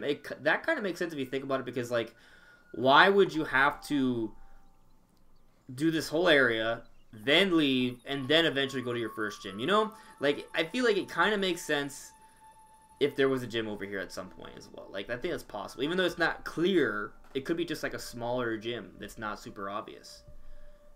Yeah, I mean, it could be just one that is inside one of these larger Yeah, buildings. one of the purple buildings. I would if I had to guess, I'd bet it would be this one in the back. If there was a gym. I mean, I don't know. They did focus on that building like 3 separate shots in the trailer. Yeah. Yeah. I- I mean, I'm sure it's important to an extent. I also think that the lab has to be somewhere, right? The lab either has to be here, this red house, this purple place here, or this other purple house. So, like, if this... I think it is the lab up there. That inside like library place definitely seems to be inside that building because they show it and then they show her outside and it's It very. could be this one, though. The closer purple house. They even looks I like But I don't think it it is. even I looks think like a it's giant that green one. room on the side. Because wasn't there like to the right side of when the female trainer was inside the laboratory? Wasn't there like windows that look Yeah. kind of similar to that? Which, yeah. But the interesting thing is there's a weird protrusion for the first purple house. It's pretty big. It could be that. But technically, the second purple house also has a smaller, like, protrusion. It has, like, glass something, too. Yeah, the one in the lake also has a greenhouse It's on smaller. the left side. It's smaller, though. It might not be Yeah. a greenhouse, but it is definitely something, and it could be a greenhouse. I think it is a greenhouse. I mean, we show literally I could go. Let me look at the Oh, video yeah, right the now. trailer, yeah. Literally, they go right up to it. So let me just And find I'm pretty sure it it. shows both at some point in the trailer. It Yeah. seems to be some kind of greenhouse because there's like crops out front too. But then again, the purple house in the back, you have to get through trainers and tall grass, don't you, to get to there? Yeah. So it would probably make more sense for the laboratory to be the one that's not behind all that. Normally, gyms are in towns, right? Yeah. So the idea that this house all the way off in the distance is a gym, I don't think it's impossible. I think it's a little far-fetched, right? So if there is a gym in this area, none of these places look like they have a gym. You know, like none of these places look like they have a gym. Like I feel like I think we're pretty much guaranteed to get kind of like a bit of a semi-unorthodox beginning to a Pokemon game. You know, like I don't think it's gonna be a very normal beginning for a Pokemon game. No, because we Yeah, like obviously the dragon looking town has a gym, and then you have the rooftop and all these other ones. It's Yeah. like we can pinpoint about 7 that seem pretty safe to say that they are gyms, but that 8th one is the one that's a little iffy. Yeah. The only thing I can think of is if they pull like a Gen 1 scenario and that river that goes downward into the forest actually goes into a gym kind of thing, kind of like Blaine. Oh, it'd be like a hidden area. Because the thing is, what's interesting is that if you look, there's obviously a big emphasis on Coliseum battles. Like, there's like going to be giant audiences in each of these towns, right? Like, Yeah. it's like a big, like, Pokemon battles and gym battles are spectacles, it seems, like, in this game. So, Yeah. if that's the case, maybe they're going to have one that isn't a spectacle. It's kind of more of a very, you know, Maybe. obscure thing. Like you said, like the Blaine fight. The Blaine fight is in a random volcano with one dude there. Right, and maybe that could be where the foggy forest is, and maybe it's like an abandoned stadium that no one uses anymore, but just the guy who runs it. Maybe so. It makes some sense as possible. And now we can get a more clearer look at like this. There's some random house here. Like I feel like you're definitely gonna go here at some point, right? So how do you get there? Maybe you can explore this whole entire area. I hope you can, but a part of me is like thinking, oh, you're going to be able to come down, explore up to here, up to there, and that you will not be able to go this way, you will not be able to go this way, you will not be able to go this way. It definitely looks like you should be able to go through the middle. Maybe. I mean, normally every Pokemon game has some level of surfing, right? So... Yeah. And that's another interesting thing. There's not, like, any giant bodies of water that you have to traverse. Like, No. there's some water over here, so there may be some surfing over here in the ice area. There may be some areas, but... The ice area didn't look like the water was too... Like, didn't look like there was anything there. Like, you could get everywhere from the land, it looked Maybe. like. But if you're looking at the battles, there were actually, like, some bodies of water you'd have to traverse. Like, you're actually in water fighting some Pokemon. Hard to say. I don't know. There's just so much we could do analyzing this. There's a lot. There really is. I'm glad you found the 4K version. That's something to keep because that's going to be a lot to see later. Let's check what some of you guys are saying in the chat. Mastermind's getting both versions. Maybe. Reach on. Hello. Joe saying that the gyms are big round stadiums. Look north, and there are a couple. Yeah. It could be, that's true. It could be inside a mountain or underground. Simon English said Meltan. Meltan is this going to be the box legendary? No, he's going to be the hidden gym leader. Meltan is the hidden gym leader. There you go. Yeah, and Melmetal is his dad. Joe's saying maybe you will have to battle like 3 normal trainers in the tower. Then you battle an Elite Four, and you keep on repeating until you reach the top where the champion is. Interesting idea. It'd be kind of like a giant epic battle tower. Could be cool to see. Yeah, that's kind of, I was kind of saying earlier, you'd have to go up the tower. Sab is saying Pokemon in Hogwarts. There is a bit of like a Castle vibe going on here, so that I kind of like it. And there's the trains, and I mean, you know, of course, you know, Hogwarts is based off somewhere in the UK, right? So, I kind of like that feel for sure. Fire at Hogwarts. Now we just need Pokemon. We got Hogwarts. 2 Nintendo Harry Potter games coming out this year: Pokemon Sword and Shield and Fire Emblem Three Houses. Yeah. Oh man. Yeah. Also, Joe suggesting there could be 2 professors. One of that maybe there are 2 professors. Why there's 2 purple houses? One for the crazy guy all the way in the back, and then the other one that's normal that lives in a town. Maybe. The normal one who lives in a town about like his usual biological Pokemon, and the crazy guy who wants to put armor on him. Yeah, I think so, because the one with the scene where you see like the armored Pokemon drawing in the background, that seems to be in the house way in the back. Because they show that scene and then they immediately show it outside of the building. Mom, I just visited this crazy old man all the way in the back of the town, and he wants to put all these metal contraptions on my pet. He says it'll make him really strong. Why are you listening to that crazy guy in the back of town? Because I told you not to go there. He gave me a lollipop. Yeah. I don't know. Man, I'm really interested to see. I like this map is interesting. Like I think this could be the best Pokemon world we've ever gotten. It's a very varied map. There's a lot of different types of environments, I feel like. There's a lot of things going on. There's a lot of roads that go to places we don't know where they go. There's a cave to the left of the industrial town that we haven't really talked about much. There's another cave to the right that we don't know about. Yeah. There's a lot. There is a lot. There's just this weird part up to the top and right, like past that bridge up top right of the industrial area, where there's just like rocks pointing in at each other and like dead trees and giant rock structures. Yeah. It looks like you should be able to go there because there's like a road and everything. And there's like, you know, we're still talking about it. Just a feature. It looks like you should be able to explore there, but I don't know what would be there because there's definitely roads leading around. You're gonna go through it. It's gonna be ruined. There were some parts like that in X and Y where you would just walk through ruins. So I kind of see that. I guess my thing is that I see so much to explore here, and I really hope that they offer. I know it's not gonna be open world or anything like that. I just hope it's a bit more open than previous Pokemon games, where I could really get a better sense of exploration there. You know. So we'll see. Like, for sure, I don't think we're actually going to be able to walk on this mountain with a giant, for example, right? Like, we see in the trailer, if there's a fence blocking us off. I don't think we could actually go. We can just kind of look and appreciate. Yeah. I hope that there's some level of exploration. Like, if like another like thing, like I'm worried that, like, for example, you see this field over here by this town, by the water side. Mm. Like, I see that these field or crops. I would like to go through that, but I feel like I'm just gonna be able to look at it.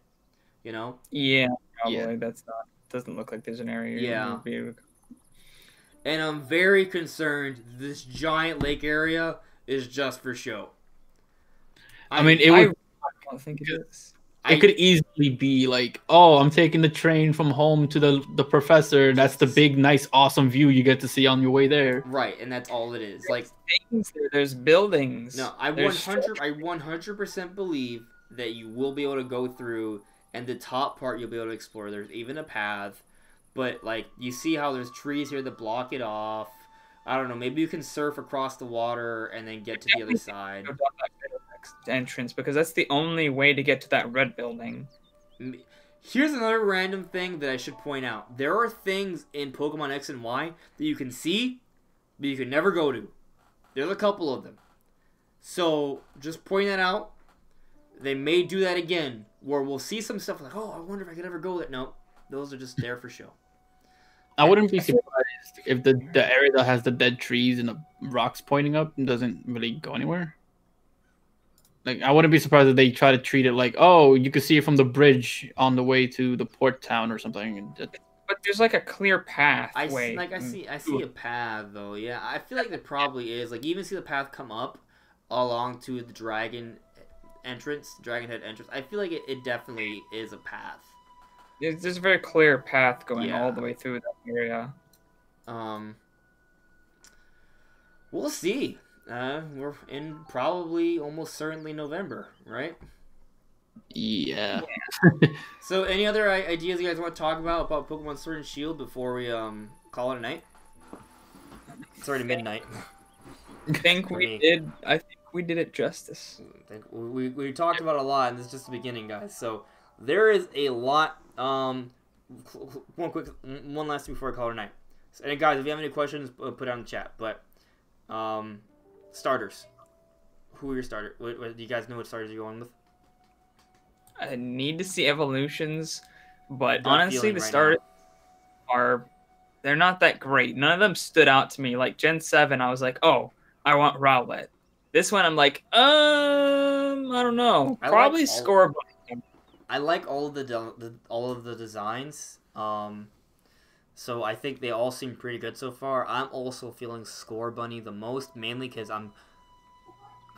he might become fire electric maybe, and if he's a fire electric starter, I'm going with that. Especially if he's fast, like that's just fire or electric speed stab. Like, oh, I want that really badly. If it's not, then I don't know. Grookey's kind of cute. I like Sobble. But Grookey Sobble sucks. But there's this also interesting theory about Sobble that like he could be related to like the Loch Ness monster, right? Which makes a lot of sense considering where the game's based off of. So like, if he becomes like a water dragon or some sort of water ghost, that'd be Based cool. on a chameleon. Yeah. So for him to turn to a Loch Ness monster, I'd be like, what? It's weird. I feel like it's a bit of a stretch because he's definitely based on chameleon. What if the Loch Ness monster is a giant chameleon? I'm trying to picture that, and it looks Well, weird. here's another idea. He may be based off a chameleon, but the premise of how the Loch Ness monster is an elusive creature that can't be found. If it could turn invisible, like Sobble, kind of makes sense. Mhm. And at least he's a lizard. Like, he's a reptile, right? Like, supposedly the Loch Ness monster is. Like, you know, it's not... It's not like saying, oh, Grookey's gonna become the Loch Ness monster. Like, he's a monkey. You know, it's not as much of a stretch. But I wouldn't not assuming it's gonna become the Loch Ness monster. I'm just saying I think it's an option. I mean, on my end, the way I look at the starters, it's kind of like I have, was it Sobble and Scorbunny like right here, and then Grookey's just like way down here. Grookey sucks. He's bad. Like I just really don't. His design doesn't really vibe with me. I mean, maybe when he evolves, I'll like suddenly have like a better appreciation What if he's for like it. grass Donkey Kong? Dude, that's what I was literally just thinking that. It'd be dope. Like if he turns into something like that, I'd be all for it, and I'll probably like Grookey a lot more. But as of now, Scorbunny is just the best of the three for me. Swabble's just right under that, and Yeah. Grookey's like way down there. I kind of see I what you're like saying. Swabble expression, just like the whole time. It's great. Yeah, Yeah. Sabo's adorable. Yeah, Scorbunny just seems like the one you want to root for, man. Like, yeah, He looks funky. he's very spunky, and I love in the trailer he's boosting off. Like, it sounds really cool. Yeah, I think he's interesting. And it's also gonna be interesting if they get armor evolutions. Like, feels very Digimon right now. Because Scorbunny gives me the impression of speed because he's running around. Yeah, Yeah. I get the impression of speed. If he's fire, So I think. yeah, like fire, speed, and armor, like that whole and a bunny. Just I don't know, all that together just sounds like a really cool concept. Yeah, it does. So, it really does. yeah. That'd be interesting to see for sure. Grookey. Yeah, Poor- Grookey's He just he gets gets, no love outside of the Pokemon he gun gets community. drums and I don't know, like a big metal head. Because Literally metal right head- now, as far as like everyone go, like, and nobody talks about him unless they talk about Pokemon Gun as a yeah. joke. The only time I ever see him get mentioned, or if he just happens to be alongside the other starters. I've never seen anybody, you know, like that tweet thing from Nintendo where you can just tweet, I'm with hashtag Sobble and hashtag Scorbunny. Nobody tweets Grookey. I haven't seen one person do that. I've also haven't seen I've seen fan art of Swabble by himself, Scorbunny by himself, but I haven't seen anything of Grookey by himself. It's always Grookey and everyone together. Well, Nobody seems to really like him a lot. well, according to if I go by my channel's poll, I put up a poll. Let me pull up the numbers here. I asked on. I'll put it up and so people can see it on the podcast. But I got 500. I posted this 5 days ago. Got 544 votes. Grookey got 30%. Scorbunny got 33%. Sobble got 37%. So doesn't seem like Grookey's that unloved if it got 30%. That's not like you suck, Grookey. No one likes you. Like, he's still well loved, but he is the less loved. And Sobble seems to be taking the world by storm here. So many people like Sobble, and honestly, it's very close between Sobble and Scorbunny for me. Okay. It's all gonna be about the evolutions, but unless they just make something super cool about Grookey, I'm just not gonna pick him. That's basically where I stand too. Okay. So, I think we're gonna call it a night, guys. Just one thing. I think we're probably gonna start getting information about Pokemon Sword and Shield like every week or two, like little by little throughout the year, because there is this whole Koro thing where they like to report more about that, especially as the Pokemon anime ends and the new season begins. Like, it's gonna start ramping up little by little throughout the year. But what do you guys think is the next time we're get some serious information for this game? Think we're gonna have to wait until E3? I think maybe a bit before E3. Maybe I don't want to say a specific time frame, but I want to say at most maybe a month before E3.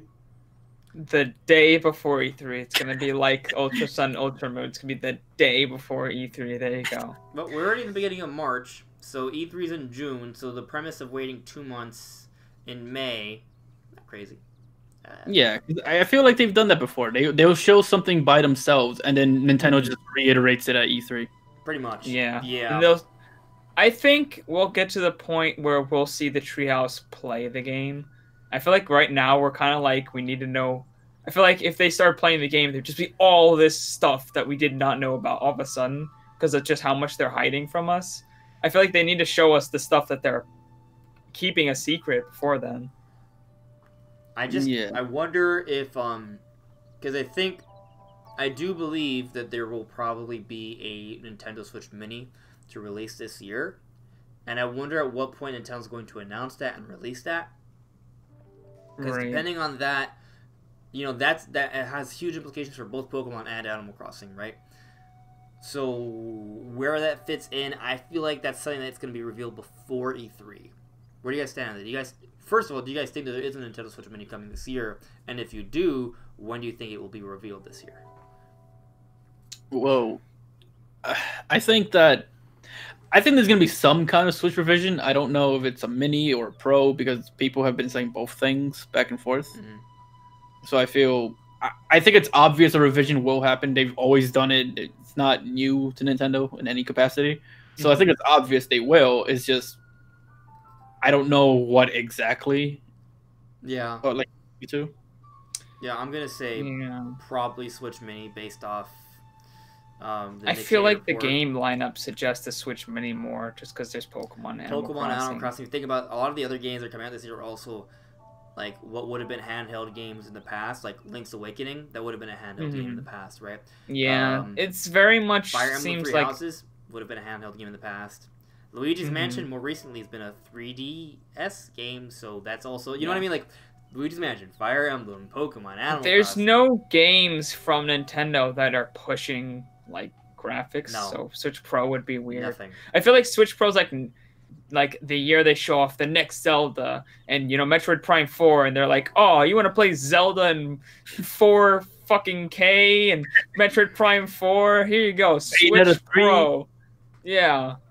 Like when they show off their graphical games, because I did make a video saying I thought it made more sense for the Pro, but that's like before we knew the lineup. That's when we thought Like- Metroid Prime 4 might come out for Yeah. holidays this year. Now that I Right. know the lineup pretty much for what's coming out, I definitely think if they're gonna do a Switch revision, and it's This is assuming it's the not just year. like every game is basically like an HD handheld game, and I feel like Yeah. people could take that out of context and suggest them. I mean, in a bad thing. I don't. I'm excited for No. this year, but yeah, it's just Link's Awakening, Fire Emblem Three Houses, Luigi's Mansion 3, Animal Crossing, and Pokemon are all games. Those are like Yeah. the 5 biggest games that are coming out this year, minus Astral Chain and Mario Maker 2, which also could have been a 3DS game. It was, Right. but you know what I mean, like.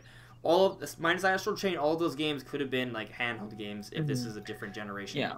I mean, they all look really good, and obviously they push past what the 3DS can do, but they're very stylized games. They're Yeah. not all-out graphical. They're more simple art styles. technical showcases. They're more simple art Yeah. styles. Minus Astral Chain. That game looks sick. That game looks Yeah, it amazing. looks pretty sick. I mean, a pro would definitely help with like any like issues that people might have about like I think like some people mentioned textures in Pokemon and Fire Emblem, and Mhm. it would help with Astral Chain too. I mean, I'm not saying that there is going to be a pro or anything like that, and yeah, Link's Awakening and games like that would not benefit much from it whatsoever. Honestly, But- I don't think Pokemon Sword and Shield, any graphical like simplicities we see, aren't because of like hardware issues. I think that's just a product of their development cycle. Like they're probably still dealing with some handheld assets. You know, that's kind of my perspective on it. At least, I do believe that a 4K Switch or something like that makes sense because like you look at games like Breath of the Wild, their frame rate could be a little better, right?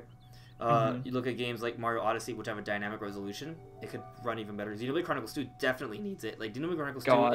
if there's a better powered Switch, it would look so much better, right? The portable So- version would be so much better. it would be Yes. sick, absolutely. And of course, look at third-party games like Doom and Wolfenstein 2, which have a dynamic resolution. Imagine those games weren't a blurry mess. You know? Yeah, right. So yeah, I agree. There is a need for it, but based off at least from Nintendo's perspective, Mhm. their big games that are coming out this year, it makes way more sense to have a Switch Mini because that appeals more to that handheld audience. The Pokemon audience is Yeah. a handheld audience. The Animal Crossing audience has become a handheld audience. Getting them all over is more important. So Switch Mini makes more sense business-wise this year. But next year, like you alluded to, Brandon, we could be getting bigger games, like maybe a Zelda game, maybe a Mario game, probably not Metroid, but you know, in the future, even if it's not next year, within 2 years from now, maybe then we start looking at a Switch Pro, especially because then that's when the next generation consoles comes to me. If Nintendo wants to have something come out to sort of compete with that a little bit, maybe then we start looking at a more power revised version of a Switch. I could see that.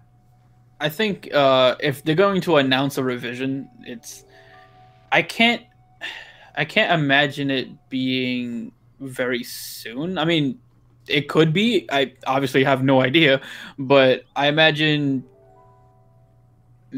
I can't imagine that being announced.